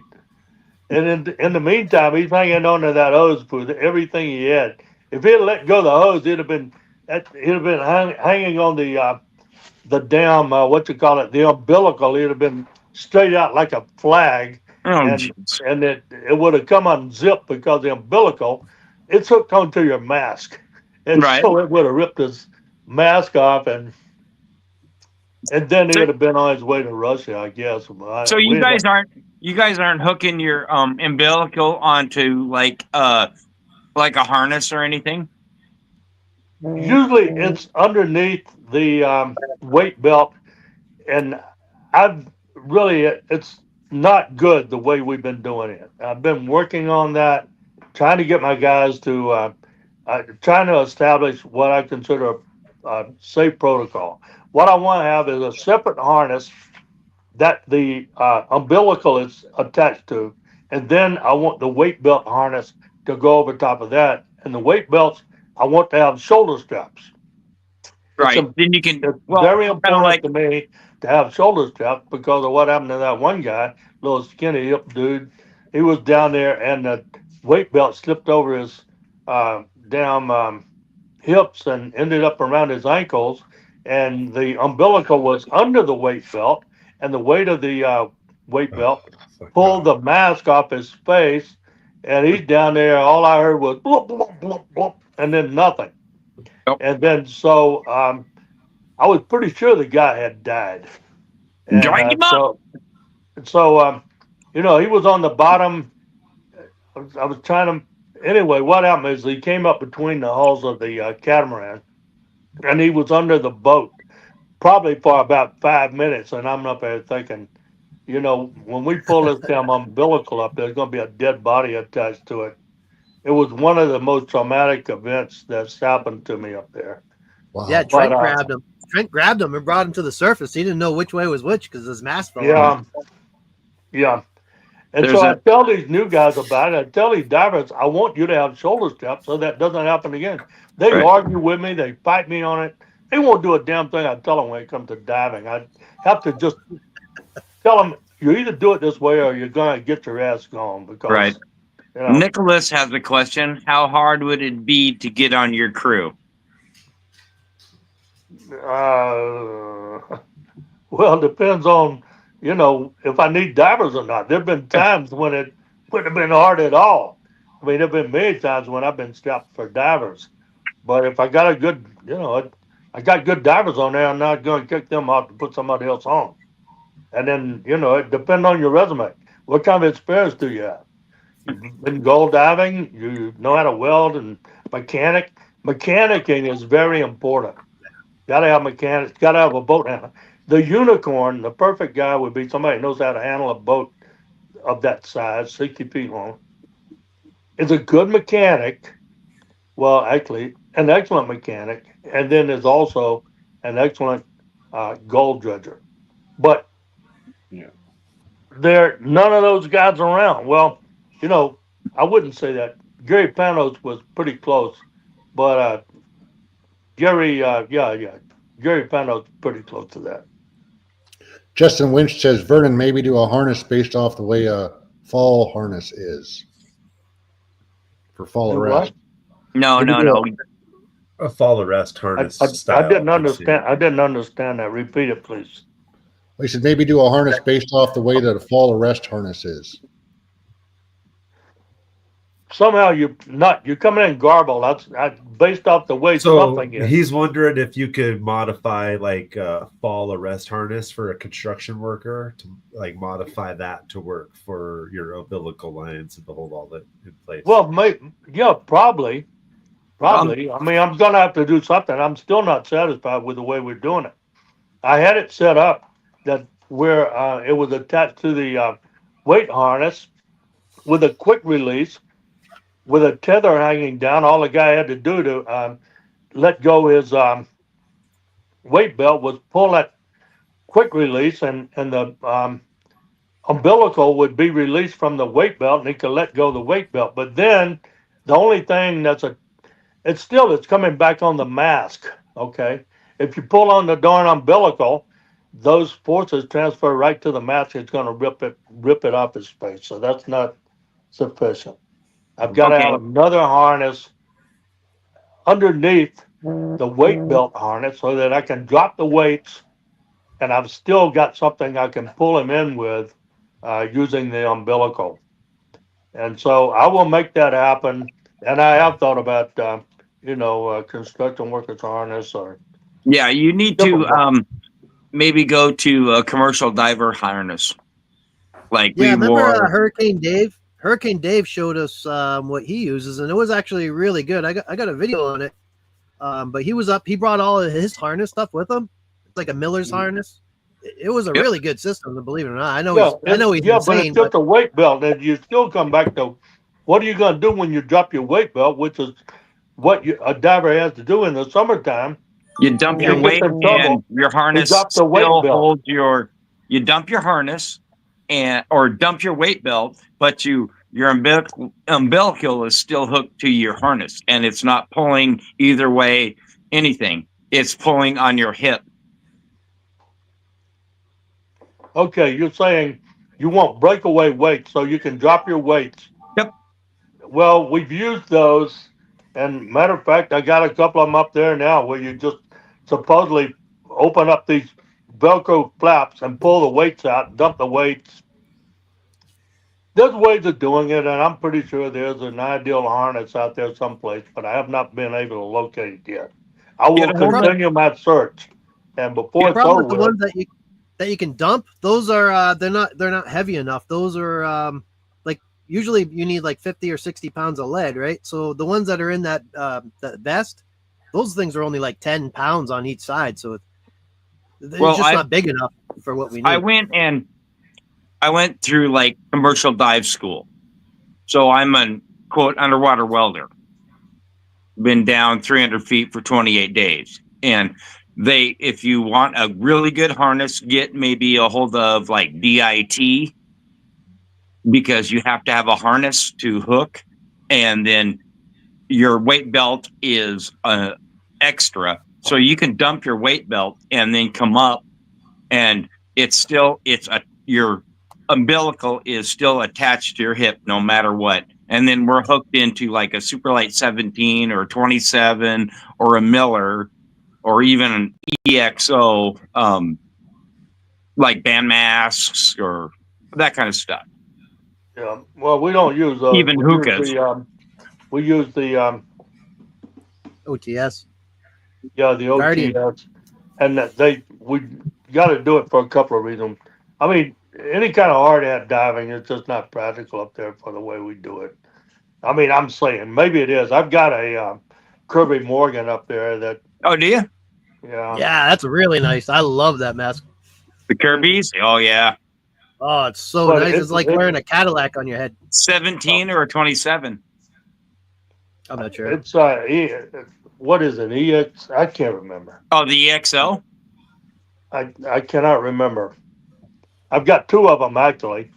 You And, got one of them's got comms, but the show likes us to use those OTS Guardians. They put lights in them, and they're compatible with their OTS comm boxes and whatnot. Oh, okay. So, but that I don't know. Maybe if you could text me later with a suggestion on that weight belt. Oh, yeah. Talk to Brian. But how does the weight? How do you release the weight from the harness? Your harness you put on, let's say over your hot water suit. This is just a harness to hold your umbilical. That is just attached to you. And then you put your weight belt over the top. It could be shoulder straps around your waist, either way. And you could have either flip ups to, just for, you know what I mean? Flip up drop weights. But no matter what, your umbilical is still hooked to you, no matter what. Well, yeah. Well, that's what I was talking about doing, having a separate harness to attach your umbilical to. Yep. And then have another harness or a weight belt with shoulder strap that goes over that. Yep. And then that way you can drop your weights and you're still hooked to the umbilical. And that's the way I want to do it. That is standard in commercial diving. Get a hold of, let's say, DIT or one of the, because DIT is over in Seattle, and they could probably help you out with a bunch of those umbilical harnesses. Uh-huh. Yeah, I think I've dealt with them before. I got their number in my phone. Yeah, I went through DIT in 97, so. No, actually, that's a Divers Institute. No, I was thinking about Dive Commercial, that outfit that sells dive gear up there in Seattle. Yeah, that's Dive Commercial. Used to be, it was a little like quote unquote trailer on site from the school. Uh-huh. Okay, and I had a guy who was an instructor with DIT on my Which team one? for a long time. Richard, something Smith. Richard? Okay. Yep. Yeah, he was on my team for I knew a while. Gil and John Ritter, the owner of DIT. He was a dive instructor in the Navy with my uncle. So Mhm. Well, this guy Smith, SCHIMD, whatever T. Yep. I can't remember his name was Richard. I think it was, but he used to dive with Mel Fisher's group down in Florida and had quite a bit of experience with them. Had all kinds of pictures and doubloons and pieces of eight. Really salty character, and I had him with us for a while. So, but yeah, they have the safety equipment for people can pop it in, pop it off, and trust me, that's the way to go. And exactly what you were thinking. Yeah, talking about Hurricane Dave, actually, he called me the other day. He wants to come back up and give you another try this summer. I was like, No, give Brandon a call. No, Dave can bite my ass. He's shot. I'm so done with him. I just talked to somebody about him the other day, 2 days ago. He said Dave's always flittering around, bugging him, and wanting to come dive with him. He's a professional dredger down there in Florida. They dredge power plant ponds and different things. Really knowledgeable individual. And he told me, he said he didn't want anything to do with Davis lungs is shot, and he's so full of shit. So he's not coming back with me. I put him up there and helped him out, and then next thing you know, he's bad mouthing me in front of the cameras, talking to me. I let him stay in my little boat. I stayed on that boat for 10 days when I was taking it up to Nome. Slept on the thing. It was like a 30-foot bay liner with a V berth. I put him up there on the bay liner with a heater and a little stove and everything. And then he was griping about he didn't have a bathroom and he had to use a bucket, and he was just Really? so prevailed upon. He's When like his Bryson. option was to sleep on the friggin' beach or spend the money to buy a hotel room, rent a hotel room, and then and it was like my fault that he was living in these crappy conditions on my boat, which when I took it up there, I took it by way of, by water. I drove it up there. I drove it across Cook Inlet and then had it hauled up to Lake Iliamna, drove it across Iliamna down in Queejack, and then 700 miles across the Bering Sea to Nome. Okay, I lived aboard the boat. He was there for 2 or 3 days on the boat, and you could have to hear him tell it. It was the worst experience of his life. So as far as I'm concerned, the guy's just full of BS. So, Dave, if you're listening, bite me. There you go. I got a question I was told I needed to ask you. I was supposed to ask you about the broken anchor story. I don't know about that one. That was the time I was telling him earlier. I think it was one time when the anchor let loose. It was like 2 or 3 in the morning. Everyone was tired. Everyone was sleeping. We all got up, and I was in my underwear running around the boat trying to do something. I think it was a broken anchor. Remember at night? And then I was just running around in my underwear trying to grab the anchor or something. I forgot what it was, but I was running around. I probably stuck my fingers in my eyes so I wouldn't see that. And he was like, "You got no pants on." Look at that rabbit out there. I'm looking at a rabbit out my window. You know that? Is that your rabbit, Penny? It looks like it. Yeah. Y'all go feed him a carrot or something. So anyway, sorry for breaking that. But no, I don't remember that, Brian. I mean, you sure I was there? Oh yeah, no, you were there. I think they. Well, if you were running around in your underwear, I guarantee you, I poked myself in the eyes. I did not want to see that sight. Oh, so you must have scarred him. Yeah, for you were life telling with the that. story once. You're like, he was in a skivvies. He had skid marks, and I forgot the way you told the story. It's funny as hell. I think you were telling it to Eric, and he was like, "You better not film." They better not show that on TV. But something happened. I think the anchor broke. We were drifting. We are totally like drifting out in the ocean, and our gear was down. That's what it was. The gear was down, and we were drifting. And it was in the middle of the night. We woke up. It's stuck. I went to go grab the gear or something, but I had like I was just in my underwear. And you're like, he's got no pants on. It was just funny as hell. I can't believe you don't remember that one. But then you were telling Eric, and Eric, he was like, the way you told the story, is like he had skid marks on his pants or something like that. It was just fucking funny as hell. I don't know. I mean, yeah, I got to say I don't remember that one, but I'll take your word for it. Sounds like something that would happen for sure. Gary and Max, I think, or not Max. What was the other kid's name? The other native kid. Now I forget his name. Tom. Or Tom. Yeah, Tom. No. Yeah, it wasn't Max. Yeah, it was Max. I think it was Max. Little Max. Yeah, Little Max. That's it. It was me, you, Max, and Gary, I think. Oh, okay. Oh, okay. I'll be down. So do you see prospecting as more of an art or a science or a blend of both? Well, I'd say probably more art than science. I mean, you got to know it's sort of instinctual for some people, and some people never get the hang of it. And so if you sat down and tried to teach a class on it, well, there are things I could tell people about prospecting. There are ways of doing it. So it's a combination of the two, I suppose. Okay, good.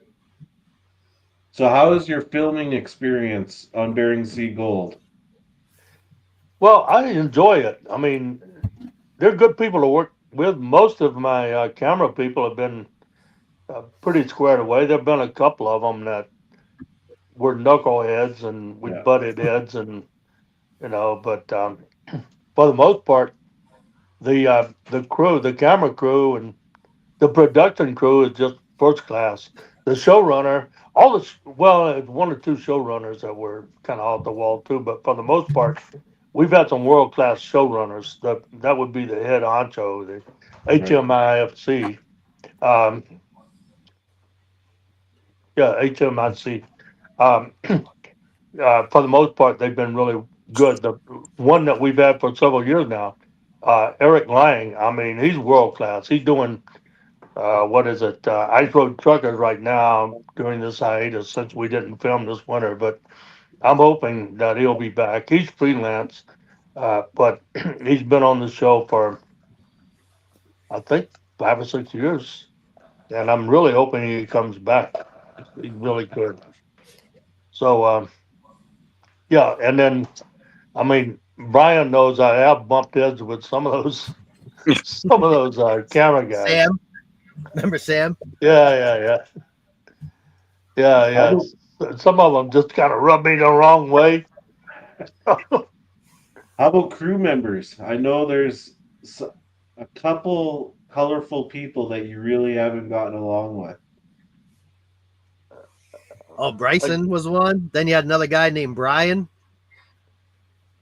You broke up on me a little bit. You said a couple of crew members, and then it kind of went garbled. So would you repeat that? Can you guys repeat that for me? There's a couple crew members colorful crew members that you didn't really get along with. Do you remember who those were?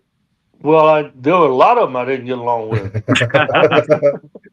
I'd say most of them. That's fair.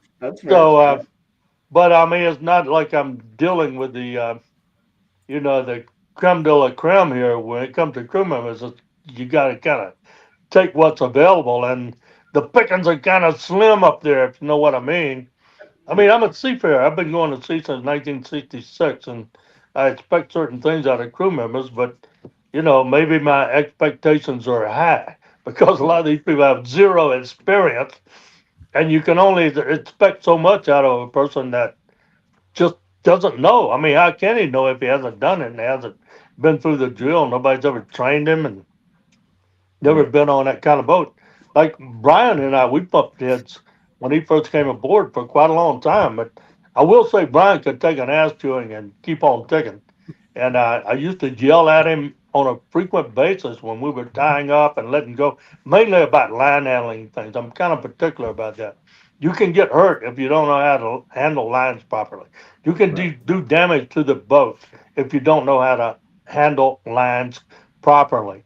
And I was doing quite a bit of yelling at Brian, but he'd man enough to take it. And then I remember one time in particular, we came in and I said, Brian, did you notice anything about today? And he said, what are you talking about? And I said, I didn't yell at you one time.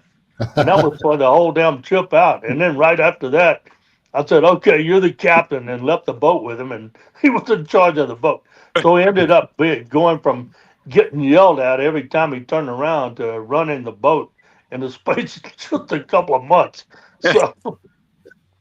So, like I said, you kind of got to take what you can get. But no offense, man. But anyway, he did a good job. He did a good job running the boat and keeping things together. He was doing it all. He was tending, mechanicking, running the boat, and cooking. And for 2 prima donnas. And then when I hired the other guy, 3 prima donnas. The one guy, that one guy, Brian, that we had, that would, he'd get all bent out of shape, that if you didn't have him a hot meal when he came up at 3 o'clock in the morning. And then I remember that one time he came up and he got all, he was hungry and didn't have a hot meal, and he took my mask off and threw it across the floor. I found out about that, and he wasn't. No, he didn't that kid there. I remember one night in particular. It was like 3 o'clock in the morning. Everyone's asleep. I was tending for him, and he was down right in the belt on the air compressor kept falling off. So I would watch the air, and the air pressure be going down. I'm like, hey, there's something wrong with the air. I'm gonna go check it out, but be ready to come up. I was like, you're on your auxiliary tank. He was like, I don't care. I'm just dredging. I was like, I'll be right back. I'm going to go check. And then the air compressor, the belt that runs the air compressor fell off. So it was so loose that I just hand put it back on, started the motor, and got the air going again so he would have air. So I went back down. I'm like, hey, the air compressor needs the belt needs to be adjusted because it fell off. He was like, I don't care. I'm still dredging. I'm like, okay, well, you can still dredge, but it's probably going to fall off again, right? And then sure enough, a couple of minutes later, it fell off. But this time there was a whole bunch, the rubber was burning, the belt was fucked. Oh, sorry. The belt was messed up, I was like, dude, you got to come up. The belt it's almost broken. It's on its last leg. You got about a couple of minutes or you're going to run out of air. He was like, F you, I'm not coming up. I'm not coming up. I'm like, dude, you need to come up now. Your air's getting, and the thing fell off and now it was toast. The belt was gone. I'm like, dude, you have no more air. I don't care. I'm staying down. I'm like, dude, what is wrong with you? You have like 3 minutes of air and you're out. I can't get it started. He's like, go F yourself. And I'm like, Vernon, I had to go wake Vernon up. And I'm like, Vernon, tell this kid to come up. He's going to die in about two minutes is all he got. And he was like 30 feet down. And this was pitch dark because it was like later in the year. So it was pitch dark. It was like 3 a.m. So Vernon's on there like yelling. He's like, get up. And then the kid came up and he was all mad. And he threw the vest of his mask on a $1,000 mask on the ground. Oh, jeez.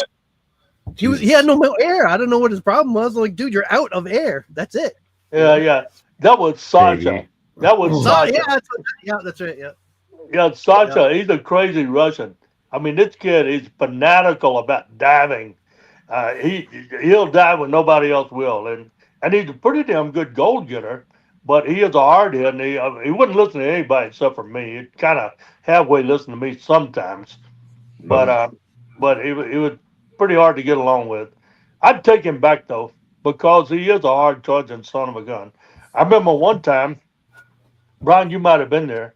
It was storming, and he wanted to come out in his skiff for a dive, and he had about a little 12-foot John boat with an outboard that hardly ran, and I mean it was literally storming. And he's telling me he's coming out. And I tried to talk him out. And once again, it was in the wee hours of the morning. And then next thing you know, I'd see this tiny little light coming towards us, inshore towards the beach. And then he cut over and came out to where we were. And I mean, the seas were as high as this boat was long. And he pulled in and jumped aboard. And, okay, I'm here. I'm ready to dive. Wow. So, crazy. I remember that night. It was so bad. that he lost his skiff. The line broke. Remember that? It was that rough. Yeah. Well, I remember when he lost my rubber boat. Oh, maybe Remember he that's what lost it my was. rubber boat because he didn't tie it up right. And then, Oh, okay. I thought it later was that on, night.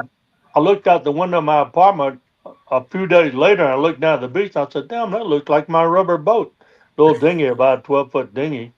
And then I saw on Nome Announce somebody had written on Nome Announce a local ragtag online newspaper thing.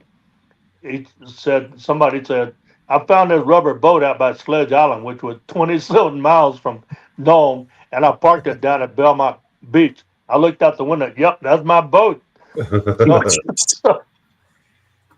So yeah. I got to say, I kind of like Sasha, but he was hard to get along with. And Yeah. He was a good dredger. He was a little hard headed. Yeah. yeah. So speaking of competitive, Special kind of nut. He's living over in Yeah. Moldova now. But But those he told Russians me are all last like that. winter he was going. Yeah, he was thinking about flying back and forth to Moldova. He's married over there, but he told me he had a deal with his wife that he had to come home at least once every week. And he was talking about flying back and forth from Nome to Moldova, Man. Moldova, I guess it is, once a week, and stay home for 3 days and then turn around and come back. And it's like, Wow. okay. I mean, I guess if that's the deal you got with your old lady, that's kind of what you got to do. But yeah. that ain't how I operate. Let me tell you. So out of all the crews that are there, are you all pretty competitive? And which crew would you say you respect the most versus despise the most? No, we're not. I don't give a shit what they're doing. I never crossed my mind. I don't care what they're doing. Let them have at it. It's like, all I care about is what we're doing. And Yeah. then as far as like, of all the ones I respect the most, I'd say probably Joe. Um, and then Kevin Briggs. And both those guys are dredging on my claim or my lease. And then and then some of the guys who have worked with me as individuals, I still got some good feelings towards several of them. I mean, I've had Kevin Dayton working with me for years now, and this guy weighed 120 pounds, soaking wet, but he's tough as nails, and he's got a lot of peculiarities, and he's really good at some things and not worth a damn at other things. But I love him like a brother. And then the Garys, old Gary and new Gary, Simpson and Panos, I'd still hold them in high regard, and I know they can dredge, but they got some other issues going on. But if I had them up there without their issues, that would be a dream team for me. And then Brad, like I said, I always liked Brad. It's just I couldn't get him to stay under the water for very long. That's because of Naomi. He was always thinking about Naomi.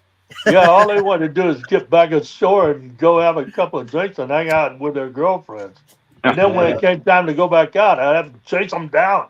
A couple of times I left Brad ashore, and then somehow or another he caught a ride on somebody's skiff. And next thing he appeared out there at the dredge site, and it just pretended like he'd been there the whole time. And I said, okay, well, he's back, but it makes it difficult when you got to track them down when it's time to go back out there. And it's the first opportunity they want to go back to town for obvious reasons, but they'll conjure up other excuses.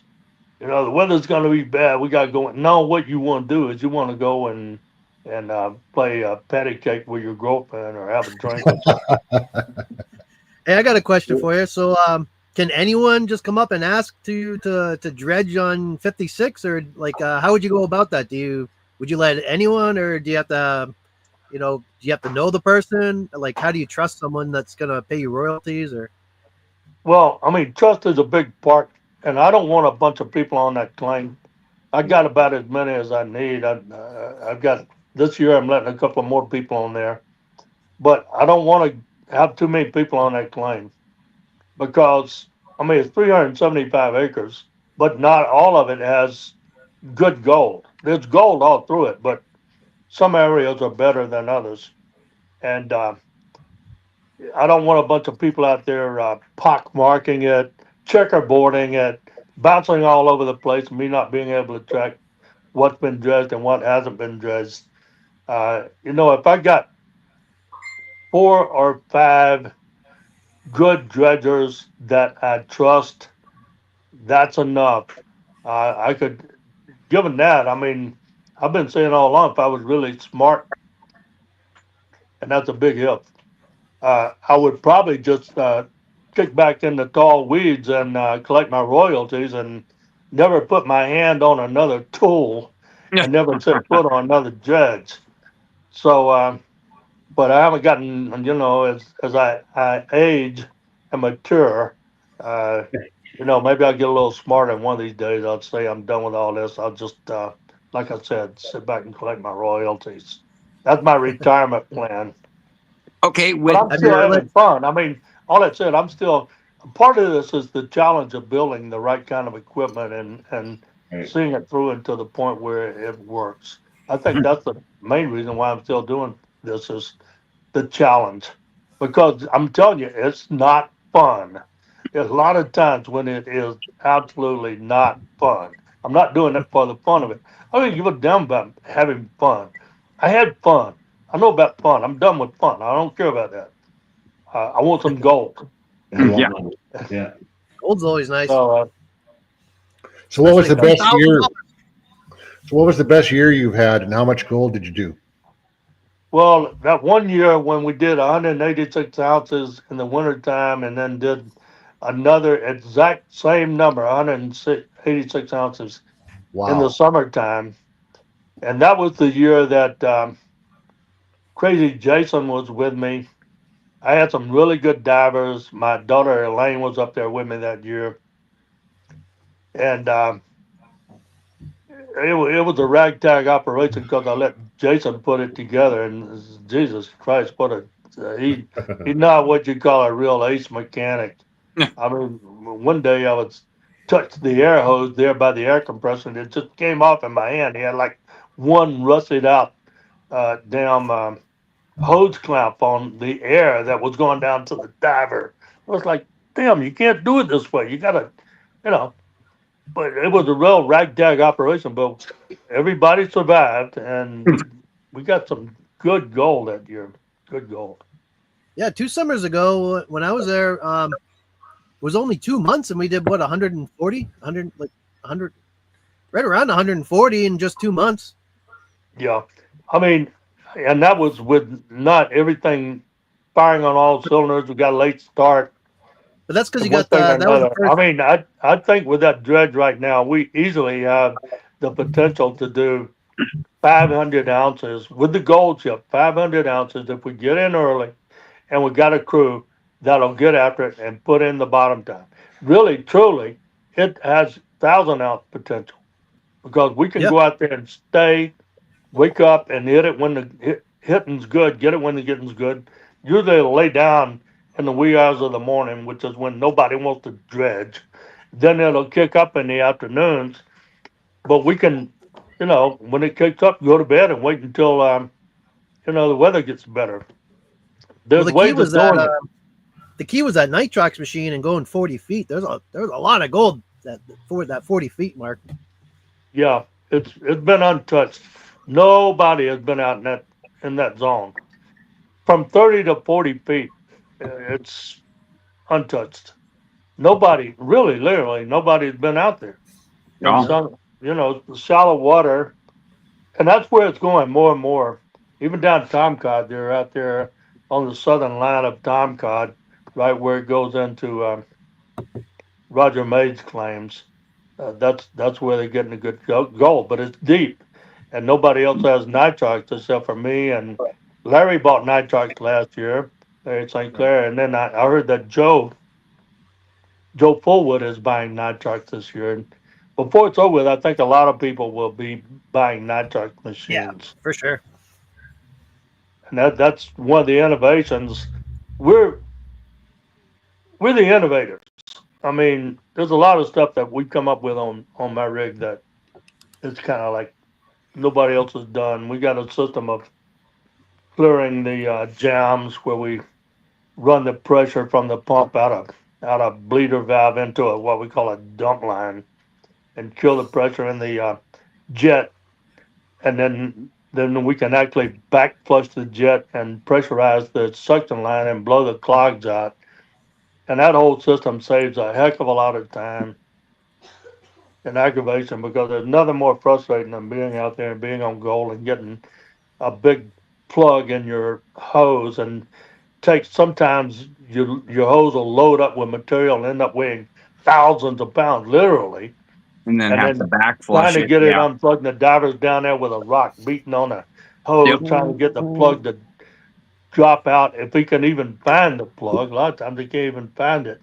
But I got cameras I can stick down in my hose. I got lights I can stick down in it. Um, we can back flush. I can plug my jet with a one of those round orange buoys, and Mhm. then pressurize the jet, and so the pressure goes towards the nozzle versus up through the flare and through the sluice box, and back flush the hose. And that old system, nobody else has got that. And then a couple of other things that we do that, the box I had built by the Keens, it worked better than anybody else's standard Keen sluice box, which is what they typically use, and some other things like that. And then those two winches I just bought, I got a really nice Lone Star. It's 24 volt, uh, 2800 amps, I think it is, motor, and it's about uh, yay wide and yay. It'll hold probably 1,000 feet of line. Very powerful. And then I got another winch up forward. It's built by, I think it's called Easy Puller or something like that. And it's not nearly as good. It's 12 volt. It works okay, but it's not nearly as good as that other winch. And so I ordered another two winches, like the first one I told you about, coming out of Australia. Lone Star built the first one. They're not in business. There's another outfit down there now. It's called shit. I can't think of the name of it right now. But they built one real similar to the Lone Star, and they've got it put together and they're sending it up to me. So once I put all those winches on my boat, I'll have four really first class anchor winches that'll handle 150-pound anchors. Nice. And then, like I was telling y'all before, we'll be able to hold our position just about any kind of damn weather. And Now you get the anchors. You used to make me pull that damn thing up by hand. I know, and that's why you're Now in you're such by good there. shape Come on. right now. I finally took pity. It used to kill me watching them out there pulling those anchors by. It hurt me deeply watching these guys pulling something. I thought you just didn't love us. I So, always looked over. I thought there was a little snicker in the side of your chin there when you're watching us pull that. No, I was I thought my you just heart didn't was like it. bleeding for 'em, but it cost money to buy big winches, and I didn't have the money because they weren't giving me the right kind of gold. So Should have found better gold, man. yeah, I mean, I've seen him. He wasn't just kidding. He's out there manhandling that winch, that anchor. We got a 110-pound anchor on up front, a couple of 110-pounders, and manhandling those anchors up with no winches. That was a job of work, and also handling that hose. I got some new davits coming for my hose, and I got a big roller that'll go across the bow so that we can land that hose and get it aboard without everybody out there dropping their nuts trying to pull that thing aboard. So trying to make it better. Were you still But, thinking about turning that but back bottom- into a 10? I remember you What? saying you might turn that back into a 10 inch. Yeah, thinking that way? I keep thinking about it, but I'm not going to. It's just ideal the way it is. If I had to put 60 feet of 10-inch hose on there, that would be a lot to handle. I mean, a lot to handle. So I don't know. I'm still thinking about it. If I can figure out a way of getting the right kind of davits, and if that big roller that it's a drift net roller that I'm bringing up from Homer when I come up. If it works really well with that 8, and I think it'll work with a 10, then maybe I will switch over and put 10-inch gear on it. But it's No, all the heavier. 8-inch works good. I just remember What's that? I'm just saying that the 8-inch works good too, because like, especially if you're doing like 4-hour dives, that, you know, when you start working a 10-inch with that huge heavy nozzle and just big hose, and you know, a 10-inch wears the diver out quite a bit. With the 8-inch, you know, it might not move as much as a 10, but you might actually move more because you got more energy. Like the divers can go down there and handle that hose and carry it around a lot easier than a 10-inch. Right. So, I mean, that's the key to it right there. I mean, you get more time on an 8, more time on the bottom, productive time on 8 than you do with a 10, generally speaking. I've had a 10 on that other boat I had, the Phoenix, the Wild Rover, and Jerry Panos and Bobby Lowe ran that for me, and they liked the 10. We had it as a 10 and as an 8. It was like a super 8. Had like 70 feet of hose on it. But they kept wanting, when I put it back to an 8, they kept wanting to go back to a 10. And I showed them the numbers. I mean, here's what you guys used to get when you were running it as a 10, and here's what you're getting running it as an 8. The numbers are the same. So, you know, I mean, what's the point? But a good man on an 8 will beat an average guy on a 10, that's for sure. I don't know. I'll think about it. I mean, you do get a lot more throughput with a 10 than you do an 8. So, someone in the chat wanted to know, now that you run nitrox, how long can you dive at 30 to 40 feet? Well, 30 feet, you can dive all day. 40 feet, according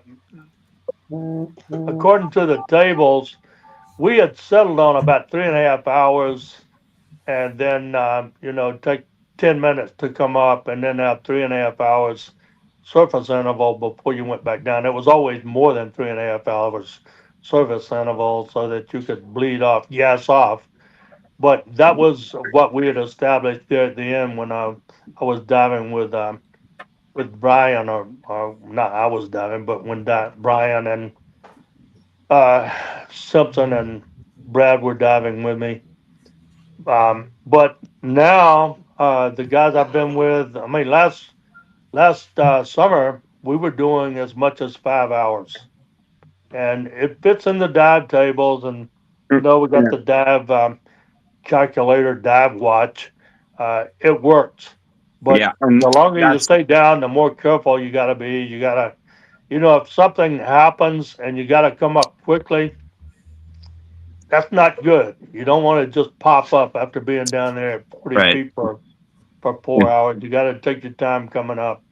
And that's what it is. It's all the dive tables, and you know, Yeah. So you got I'd to be stay within happy. your dive tables. I'd be happy if I could get the guys to do 3.5 or 4 hours each, and then the first diver do 2 dives, the second diver do 1 dive, and then the next day, you know, we switch over. And if I Yeah, can get rotate them out.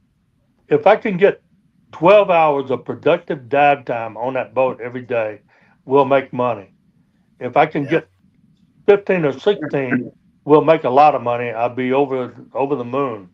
But my policy is I don't like to dredge in what I call the killer hours, the hours of death, say from 2 until 6 in the morning.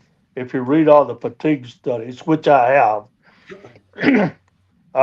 that's when everything bad happens. Chernobyl, 3 Mile Island, damn Exxon Valdez, anything bad that's ever happened during those times. It's people are out of sync with their circadian rhythms. Their sleep cycles are all out of whack. They're not alert. Just bad things happen. So my policy is to shut down during that time of day. If I could shut down at 2 and start at 8, that would be great. But like I said earlier, a lot of times in the wee hours of the morning, that's when the weather is the nicest. Yeah, that's So when the so weather's what are you good. going to do? You know, I mean, you try to make it all everything fit, but the weather is always the determining factor.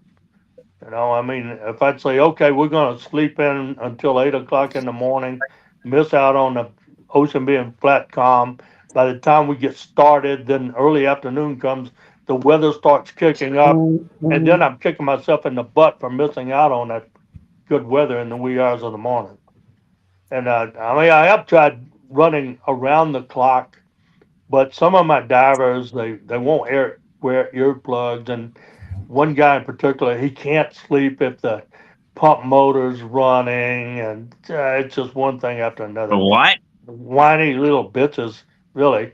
I mean, man up! I worked on damn tugboats right on the other side of a bulkhead from 300 horse diesel engines just screaming. Of course, that's probably why I'm wearing hearing aids these days. Mm. But you That's know, awesome. I love it. I mean, put on your darn headset, put on put some earplugs in your ears, Right? and go to sleep and shut up. You I know, can sleep just about anywhere. Yeah, yeah, me too. Give me about 5 minutes and I'm out. yeah. So anyway, we do the best we can with it. That and then it always comes back to there's got to be a better way. Divers, yeah, Yeah. it's what I know, and I want to perfect it before I move on to bigger and better things. And I think this coming year with the equipment I'm putting on that boat and the divers I've got lined up, I'm going to max out on the gold ship. And when I get it maxed out, I'm going to probably try to sell it. This one likely suspect might buy it from me, and then I'll just pour that money into doing that thing with that barge.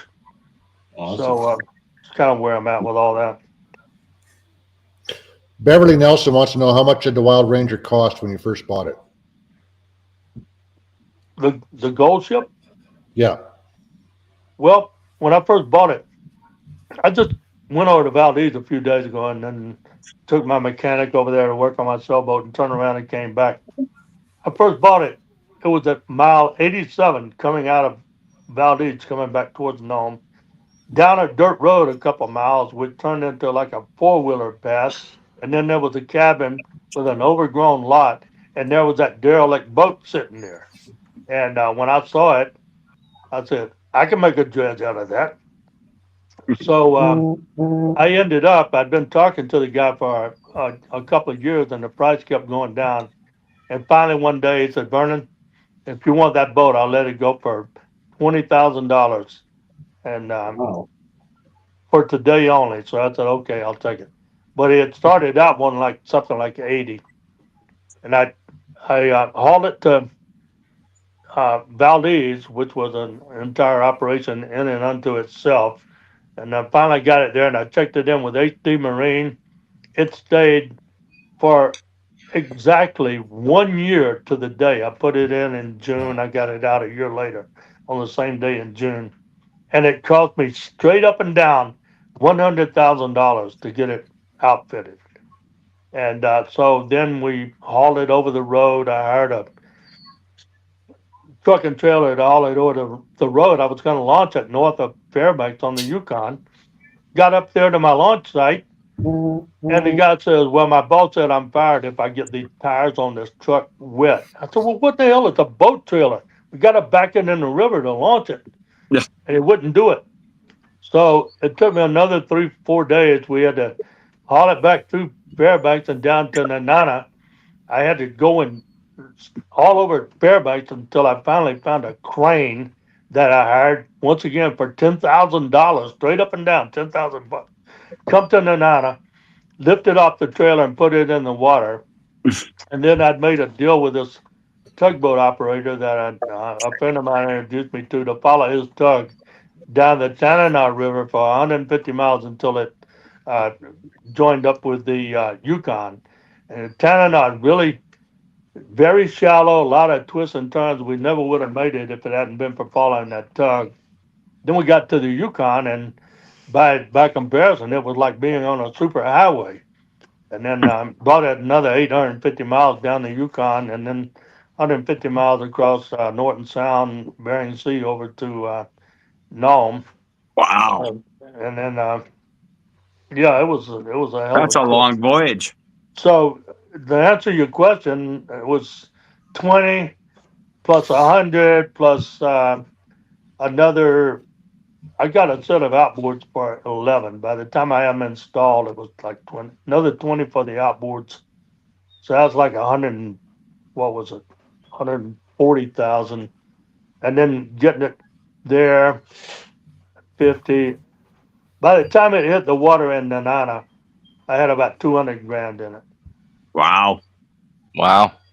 So Gene Cloth in chat wants to know, how long do you think you will be doing this? And are you going to be able to keep up with the younger generations? Well, I'll be able to keep up with the younger generations because age and guile will beat youth and vigor every time. I'm just a lot smarter than those young assholes are. They don't realize it. They would deny it every minute. But Age and treachery. I love it. you know, I Love it. didn't get this old by being a dumbass. Right, right. Right on. And it's like how do I figure? I'm gonna keep going until they roll me into a hole in the ground.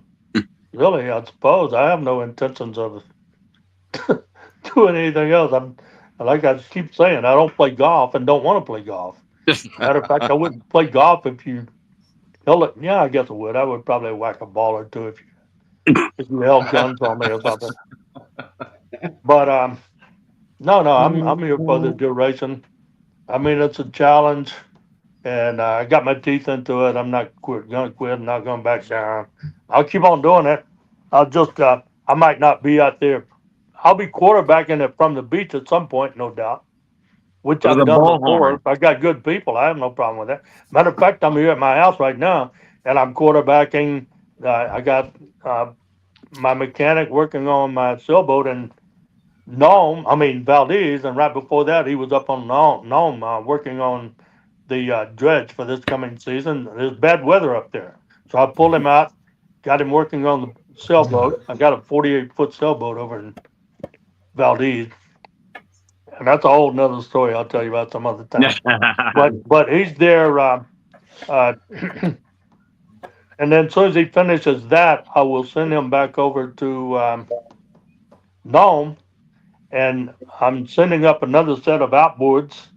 One of my outboards crapped out on me at the end of last season, so I'm replacing them. And I bought those things in 18, I think, two used Honda 225s for 11 grand, and they stood me in good stead until the end of last season. And one of them, it might be something simple, but it was leaking oil at the lower end, some kind of seal or something. But I'm replacing both of them with, once again, used motors, but the ones I bought got low hours on them, and they look like brand new. But and if I can get a few years out of them, I'm happy. One of these days, maybe I'll buy new motors. But a new set of Honda 225 is going to cost you about 50 grand, I think. Yeah, to get them shipped Yeah. up there. Yeah, it's So, shipping kills you. But these two motors I just bought, I mean, I got a deal on this guy. He's like a multi-millionaire, lives down the road from me. Ended up being a pretty good guy. I mean, he's a very adventurous type individual. He's got a Honda. I mean, he's got a Tesla Cybertruck and one of those Tesla 1,000 horsepower sedans sitting in his aircraft hangar. And Wow. two, he got a Piper. He got a Super Cub that looks like brand new. That thing is beautiful, first class paint job. A Super Cub, and then he's got another one sitting there right next to it that looks almost identical, called a Carbon Cub that he built from a kit. Kit cost him $285,000. He put this thing together, and what two beautiful aircrafts, and these two Teslas, and all kinds of damn equipment, trucks and snow blowers and all this stuff parked in his yard, which is all covered with his lot there by his aircraft hangar and his shop. All asphalt, no mud, no snow and crap. I don't know. Well, I mean, and the guy told me he retired at 37. Okay, and now he's 50, and he just got back. Well, he's flying back out of Seattle today, he went down to do a 9-day course in skydiving. And so he hunts and fishes and goes all over the place. And he had two outboards. One of them had an oil leak in the lower end, and the Honda place told him it'd take about a day's labor to fix it. He said, "Well, give me those two over there." So he just bought two new ones. Oh, jeez. And so he was telling me, he advertised on Marketplace. He wanted like 12 grand for them, and I talking to him for a while, and then right before he went on that trip, I called him up, and he said, "Well, I tell you what, I'll let you have both of them for $4,500." Oh, jeez. I said, "Do you take gold?" And he said, "Yeah, I'd take gold." And I said, "Well, okay." I ended up paying him 1.6 ounces of known placer gold for those two outboards. Wow. And Nice. so Nice. I think I got a smoking still of a deal. You got a I'm hell taking of them a up deal. tomorrow, take them by the Honda place, have that lower seal fixed, have them both serviced, and ship them up here. And I'm sure I'll get a few good years out of them. So anyway, that's how I do business. I'm very seldom ever. I'm buying new winters, but a lot of times I'm dealing with like used equipment and trying to save a buck that way. I'd be I'd rather be able to just afford everything new, fresh out of the box, but I have not reached that level of gold production yet. Right. Yeah, a lot of Honestly, people haven't. Are Yeah. I think that's so all speaking of everybody's equipment. dream. Yeah, and speaking of equipment, someone was wondering too if you have something different about your sluice box that helps you catch the gold, higher sides, different ripples. What's Right. unique Well, to a your sluice lot of it box? has to do with the screening. The screens, I had a box built in 4 foot sections. It's 16 feet long, although I've taken off that last 4 feet because of where I have to fit it on my dredge. So it's 12 feet long right now. And the screening in the first 4 feet is 3/8 inch mesh. Then it's half-inch mesh, and then it goes to a 3/4 inch mesh. And then I have a small section there that has no screen over it, and that's my nugget chop. And it's nugget chop's a waste of time. There's no nuggets up there. I mean, I very seldom find any gold back in that last 3 feet of the box. But I'm getting ready to change it back, and I'm going to put my motor and pump in a different place and put that last 4 feet back on that box, so it'll go back to being 16 feet.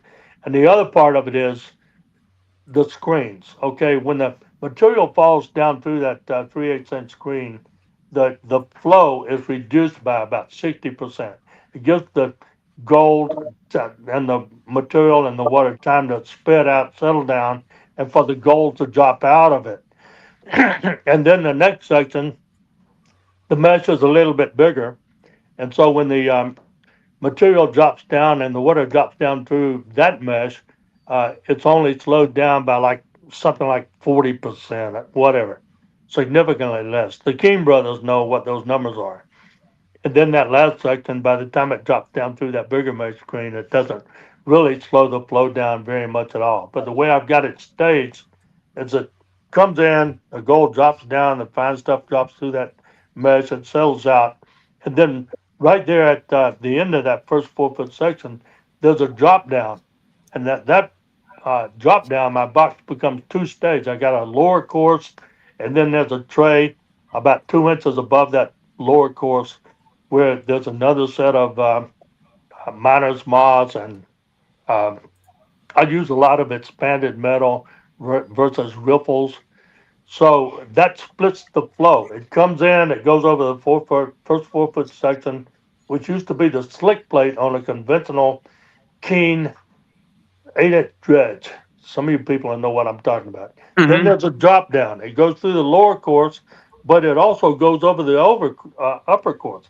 If you've got that tray that upper course sits on, positioned properly, half the water will go under and half the water will go over, which effectively doubles the width of your box instead of 36. A standard Keen box is 28 inches wide, mine is 36. Okay, but because I've got the two stage configuration, it effectively is 72 inches. And that gives the gold time to settle down and settle out of the flow of water and material. And then, that, and then the ripples. I think in the front section there, I've got expanded metal. I'm a big fan of expanded metal. Yeah, Okay. me too. Versus ripples. And then on the bottom, the undercourse, I have, I think, two different grades of expanded metal. Some of the it's a little bit heavier towards the front of that undercourse, and then it gets the weight of the expanded metal becomes less as you go towards the out end of the box. And so towards the out end of the box, that last section of expanded metal, the in effect, what are the ripples on expanded metal? You guys, you miners know what I'm talking about with expanded metal. A lot of Right. people won't, but if you lay it right, you in effect create a set of ripples. And I've got light gauge ripples in the very back of the box on the lower course, and then that's somewhat duplicated up top. But uh, up top, uh, I'm not looking to catch that much fine gold. Most of the fine gold drops down and goes through that undercourse. So that's pretty much explains it. And then I use miner's moss. Uh, the expanded metal sits on top of miner's moss, and then underneath the miner's moss, I have that black ribbed rubber matting with the ribs running courtship from side to side. Okay, Mhm. so the material that comes over the ripples, it gets caught on the backside of the ripples or the expanded metal. Then it soaks down into the miner's moss. And I like to use two layers of the thinner gauge, more pliable miner's moss. They used to, 3M used to make this nomad type miner's moss, but it's really hard to get now. And the only thing I've been able to get lately is a Chinese manufactured miner's moss. If you get the thick stuff, it's really stiff and hard, and it does not catch very well. I Mm. like to get Okay. the thinner, more flexible miner's moss. It's about, I think, a quarter inch, might be 3/8 inch thick. I use two layers of it, and then the gold falls down in there. And when you get ready to clean your box, you rinse out the miner's moss, and then you rinse out that black ribbed rubber matting, and there you go. That's starting from the bottom of the box. I got the black ribbed rubber matting, two layers of miner's moss, then the ripples or expanded metal. Let's just say expanded metal. Forget the ripples. I don't even. I could do very easily just do away with the ripples altogether and use expanded metal. Okay. And then above the expanded metal, I've got screen. My box is screened from front to back except for about the last foot and a half or 2 feet. And it's on the upper course, which is unscreened, and I've got ripples there. And that's supposedly my nugget trap. Well, guess what? I haven't caught any nuggets back there, and I'm getting kind of sick of it. It's like I might just make that whole thing disappear and admit there are no nuggets. If I do catch a Yeah. nugget, You'll catch it in the screen. yeah, it's unfortunately, I mean that fine gold, it pays just as good, but everybody likes the big stuff. Everybody likes the nuggets. Oh yeah, the big stuff is the purdy. You can pick it up and go, ooh, look. Oh yeah. Hey, I learned to pan with flour gold. I will always have a love and appreciation for it. Yes. Do you have a way to check your tailings for losses? Well, yeah, you could. You could stick a bucket back there and check the tailings, or you can, when you do your clean out, you can clean different sections of the box separately. And most of the time, we're catching 2/3 of the gold in the first 4 feet, and then the upper quartz and the lower quartz is split. We call it 60% in the first 4 feet, and then the upper quartz and the lower quartz is 20% each, approximately. And if you clean the upper quartz and lower quartz a section at a time, the vast majority of that gold is caught at the front end of each one of those sections, and very little is caught at the tail end of the box, and that's the tail right there. If I was getting a lot of gold in the back end of the box, then I would figure that some is watching overboard. And then one time, Gary Panos, he built a little trough that uh, fitted off the back end of our sluice box, and from there we popped the material that we caught in that trough. We had a screen over it, uh, a little hopper, might be a better word. And we pumped that hopper into a secondary sluice system, a little small sluice system. And over the course of the season, we got maybe about 1.5 ounces, maybe 2 ounces, something like that. Just a And last chance. Yeah. and that was before I got this new sluice box. And but the rule of thumb up there was that people figured they were probably blowing 30 to 40% of the gold out of the back end of the sluice box, and it was unavoidable. And they put so much water and material through their box that was just an acceptable loss. They could have recovered a higher percentage by slowing down the flow of material through the box. But, you figure you do the arithmetic, you're better off putting a tremendous amount of flow through your box and accepting that you're going to blow out part of it out of the back end of the Volume, box. volume, volume. Yeah, and then, the other thing is you could go with a wider box, a longer box, but the way those dredges are configured up there, most of those dredges are a hazard to navigation.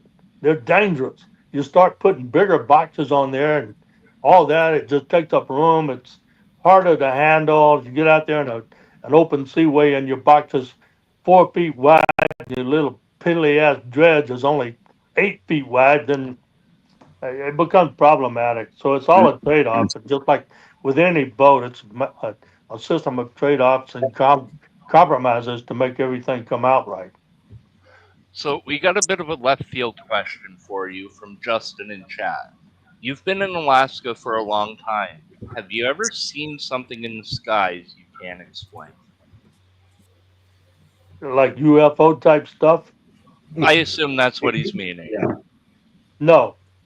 I've been going to sea since 1966. I have spent, if you boil it down, I have literally spent years of my life on lookout, okay, on watch. Before I got a license, I sailed as ordinary seaman for a little while, and then AB for some years, and then as third mate, second mate, chief mate, and master.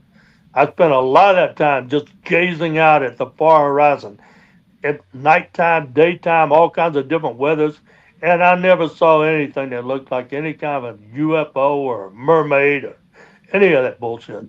As far as I'm concerned, it's just people. I think You're fine, bud. That was going So to you be don't my think next Steve Rydell question. tell the truth when he sees UFOs? do what now? You don't believe Steve Rydell when he says he sees UFOs? Well, there's no telling what he might see. Yeah. This guy's. He's subject to flashbacks, if you know what I mean. So Vernon, Some of these guys, they got way out there. Long time ago, they got way, way out there, and some of them never found their way back home. I was out there on more than one occasion. Matter of fact, I lived out there, way out there in the ether for quite a long time, but I think I've kind of found my way back. I was just in San Francisco a couple of weeks ago. I went down to Burbank to do some TV stuff, and my daughter Yvonne came over and joined me, and we drove around and come up the Coast Highway and went to San Francisco, and I was driving around Haight-Ashbury and pointing out some of the old spots where I used to hang out in 66 and 67, 68, 69, in that era. I went there first in 66, okay? And there was still a few scraggly ass, ugly looking, tattooed, scabrous, hippie type individuals hanging around there, and I'm yelling at them, "Get your ass up and get a job!" And Vaughn saying, "Dad, you can't talk to those people." Yeah, I can. Look at those sorry ass individuals. They need to get up and get after it, So, yeah, I was out there in the '60s, boys. Here's a question Gold Eagle has, and I'm a big fan of and do. You ever considered like silicone sluices or silicone mats for your sluices? Silicone mats for my sluices. I don't know, but it sounds pretty sexy. Here. No, I make silicone mats for sluice boxes, and the theory in and the not the theory, but the science is gold is hydrophobic and silicone is hydrophobic. So when you bounce the both together, they stick. You know, that might be something really good for a small cleanup sluice, and I would definitely think that would probably work. I did use some of that big, what's the name of that damn matting that we use again? I never can remember. Dream mat. Go. Dream what is mat? it? Dream Dream mat. mat.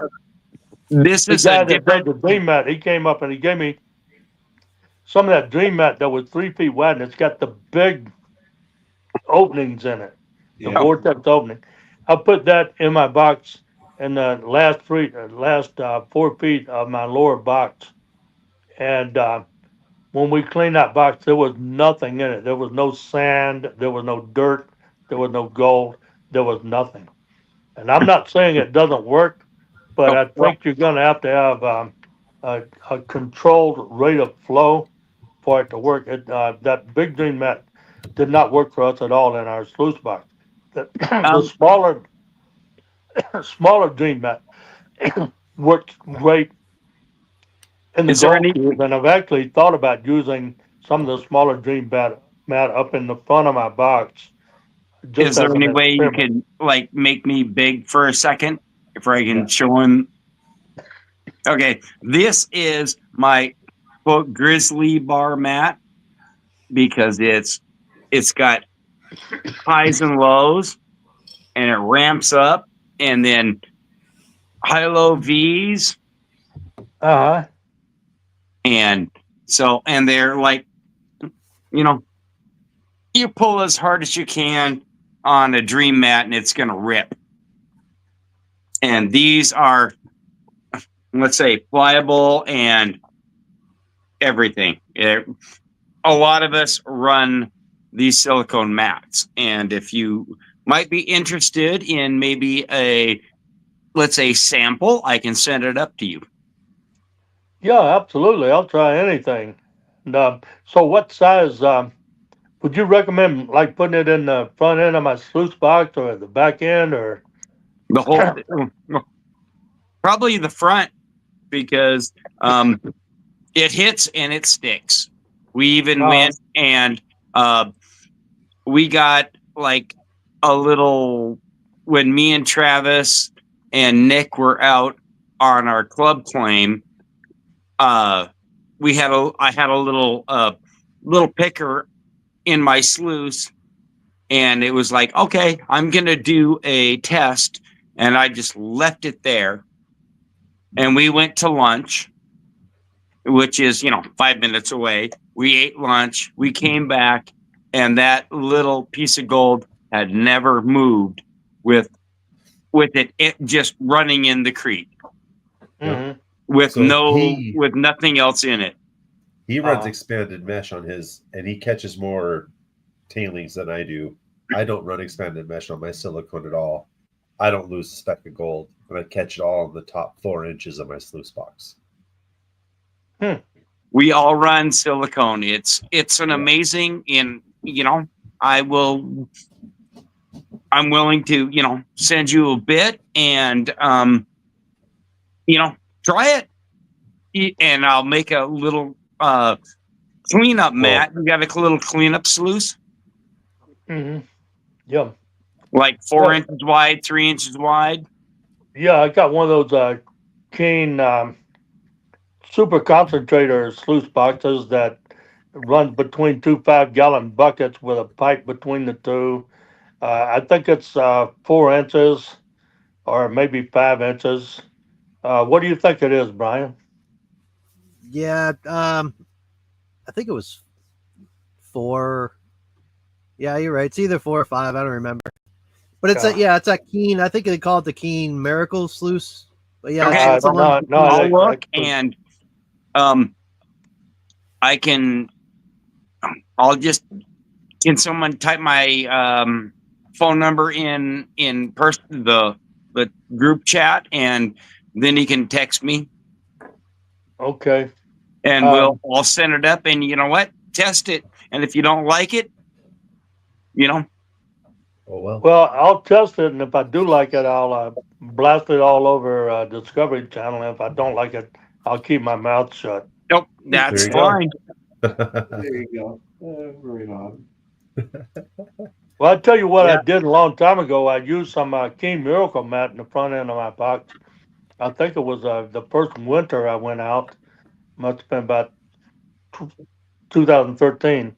I had a section of Miracle mat up there, and we were catching most of our gold in that Miracle mat. It was great. It really worked well. But my divers were bitching about it. They're saying you're catching all the gold here in the front of the box. Yeah, well, that's the point. You got the gold. And Exactly. That's what I want it. I don't want it migrating anywhere. yeah. So anyway, I've been meaning for years to put some Miracle mat at the front of the box, and I haven't gotten around to it yet. But what you're talking about here, that sounds very good also. But I'll tell you the dimensions of the front of my box is 3 feet by 4 feet. So I mean, there you go. Those are. I'm not saying I'd need a sheet that big, but that's what you'd be working with. I mean, what Okay, I'd well, I was just, for like maybe just, testing with your, a cleanup sluice and see how you like it. Okay. Yeah. So Vernon, Beverly Nelson is also asking, do you remember chasing the muskox with Brian? Yeah, that caused some problems. I mean, there's one guy up there, he posted some stuff about I was in violation of fishing game for harassing this muskox. Well, the muskox was running down the damn road. I mean, he seemed quite happy running down the road. And then, he got the entire state of Alaska. He could have peeled off right, left, or whatever. Yeah. But he decided he just wants to run down the damn road. Down the middle of the road. Yep. And then, yeah, I remember that. But you know what? Here, and the same guy that was bitching about me harassing the muskox, not too long after that, he was bragging about killing a friggin' muskox. I mean, what's a muskox? He want to get harassed or he wants to get killed? So, I mean, if I was a muskox, yeah, harass me all day long, but don't put me on the dinner table. So, this guy's a big time hunter. He's become a friend of mine. We're kind of at odds there for a while, but he's a native guy. We've kind of become chums here lately. And I don't like it. I'm against messing with wildlife. I don't think we mess with that guy too much. But and I don't like messing with little sea creatures. I don't even like people sucking up a starfish. But and Yeah, don't I got mess yelled with the at. crabs. Everybody, there are a lot of crabs down there, and the crab fishermen, if they see you sucking up a crab, they're gonna get all bent out of shape. I don't want them to get bent out of shape. And then plus, leave the damn crabs alone. I have to tell my divers that. I don't want you sucking up the crabs and messing with the crabs. Don't even mess with the starfish. And Right. and then in most cases we don't mess with the muskox. But here's a little short story.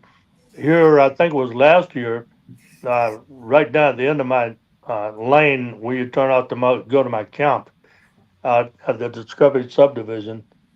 This friend of mine, his name was Curtis. He was actually a state trooper. He had a little house and a dog lot with all his huskies. My other neighbor down at the other end of the lane, Don Erickson, who just recently, a month ago, passed away in a plane crash up there. He called Curtis and told him that the muskox were out there by his dog lot. Well, Curtis came in from town about 8 minutes away, and he mounted his four-wheeler and went out to chase the muskox off with his service revolver. I mean, he was packing his service revolver, and one of the muskox killed him, charged him and killed him. I think he got off. I don't know if he got off any rounds or not, to tell you the truth, but seemed like he did. But that happened about a year ago, and then some of the people around Nome changed their attitude about muskox. It was all like, cutesy muskox, just nice to. Then all of a sudden, it's like, no, these damn muskox will actually kill you. So maybe they're not all that cutesy, fuzzy wuzzy after all. So anyway, anything else about muskox? That's about all I know about muskox. Okay, there's a lot of them hanging around up there. Yeah. So Sorry, guys, short busted again. That is okay. Well, we've been live for 2 hours and 45 minutes. I don't think we want to take up any more of Vernon's time. Vernon, thank you very much. Yes, thank Coming you up. very Thank much, you. man. yeah, you guys going away after all the time it took us to get started. I'm just getting warmed up. Just getting warmed up. We have I'm after hour surprised, party. man. Yeah, Well, you guys y'all are probably gonna go have a party. So that's good. That's good. I enjoyed it. And I got one yeah. more question. What's the biggest boat you've ever piloted? Ooh. the biggest boat I ever piloted was the largest movable man-made object ever created. It was the Yari Viking ex Seaways Giant, and that was in the Gulf of Mexico when I was working as a mooring master down there for a while before I came up here to Alaska to pilot ships up here. I went to make sure that piloting ships, handling ships didn't scare the bejesus out of me. And we used to come in from Panama and lighter up part of our load. I was on 896-foot long tanker called the Overseas Chicago. And then later another one about the same size, the Overseas Boston. But the mooring masters, I saw the work they were doing. I said, shit, I can do better than that. So one time when I was on vacation, I was still chief mate on the Chicago at the time. I got in touch with a lightering outfit there, Yari actually, and they sent me out and trained me as a mooring master. And then after a while, I started mooring ships. That you put two big ships together, even the service ship, the ship to be lightered, the big ship, the mothership. Those ships were in the neighborhood of 12 to 1,400 feet long. They draw Wow. about 90 feet of drought, and they'd carry, like the Yari Viking was right around 5 million barrels of oil, Damn. crude oil, coming from the Persian Gulf at the time. Gee. And then there were a lot of other ships that were similar in size to that I was piloting and working as a mooring master and lightering master in the Gulf of Mexico before I came up here. I got with Southwest Pilots, and up here we bring the tankers into Valdez, and a lot of those ships are in the 1,000-foot range, and just huge ships, some of the biggest, but not as big as the Seaways Giant. Then we do the big cruise ships in the summertime, and some of those things are in the 1,000, 1,100-foot range. Carry Is that the 5, Yari 6, Viking 7,000 that people. you So see that? Damn, yeah, I've done some big ships. That must have been exciting driving one of those things. No. So y'all still there? You don't want to mess up. Yeah. Oh, yeah, You don't want we to are. mess up one of those. Run aground. Yeah. I reckon not. They don't turn Oh, on a we do. Unless dime. Huh? somebody said something, Did we lose you, I'm gonna Brandon? figure you guys cut out on me, and I'm gonna sign off. No, Oh. we're still here. No, we're Still here. here. Oh yeah, they were just showing up. Brian, you still there? Yeah, yeah. Yeah, we're Uh-oh. here. Yeah, we're all Yeah, here. we're here. Did we lose you? Oh, we All might right. have I lost don't you. know what happened, but I lost my volume. Uh oh. Uh-oh. Bum, bum, bum. Way to go. You're doing good for a while. Well, Okay, Yeah. guys, I don't know what's going on, so I'm gonna pull the plug. I think we're done with this, and I All right. enjoyed it. Yeah. And Brian, you take care. All the rest of y'all take care. Cool. Thank And we'll you. catch you later on down the line. Thanks for coming Goodbye. on. Thank you very much. Thank Thanks, you. Vernon. Well, There you go. fun stuff. That's Perfect Brian, timing. tell him thank you very much for coming up. There's Yeah, Vernon. yeah. In. Yeah, and he likes out. doing these things, so I'm sure he'll have no problem coming back on sometime. That's awesome. He was awesome. He was funny He's as hell. fun to talk to. I love, man. He's a storyteller too. Yes. Oh yeah. Like, Oh He yeah, likes he's a stories. talker. he's a talker. Love it. Well, we got a couple of announcements at the end of Yeah. this week. We've got our benefit coming up for Mary, Autism Yep. Mary. If anybody wants to donate anything, just email me. If not, come and bid on some items. We've got 30 items so far. We'll have a video coming out midweek here of all the items that are been donated and what they are. So you'll see them because there's pictures of them. Along with that, maybe we'll get Vernon and Brian back to come up with this guy. Uh-oh. Next week. Let Next week. ding ding. Let the fights begin. Oh yeah. I got a lot of stories with Steve, but I probably Uh-oh. can't tell them on the show. We might have a crazy after hour party. So next week, Steve Rydell from Bering Sea Gold is going to be here. You think Vernon will come up for that show? Probably not. They kind of clash. They don't really get along too well. Yeah, No, they that's do what I not. figured. That's Yeah. pretty apparent. I don't think they had to make that up for TV. Yeah. The kumbaya. Yeah. But honestly, they're like brothers. They're like brothers, but they fight. There you go. Right on, everybody. Thank you, everybody, for coming. We were bouncing between 50 and 60 people all night long. Nice. So it was awesome. Again, if Vernon is watching this, thank you very much, Vernon, for coming up. Yes. Thank you very much. Thank you, man. You were Agreed. awesome. It was a pleasure. Yeah, it really was. Thank you to my other hosts, 406 Miner, Prospector 406, my co-hosts, Reg and Prairie. Brian, it's been a pleasure. Thank you very much for being IT tonight. We love it. Everybody, have a safe week. We will see you on Friday, and that's it. Have a good week. Safe. Have a great Yep. week, everybody. See ya. Bye, everyone.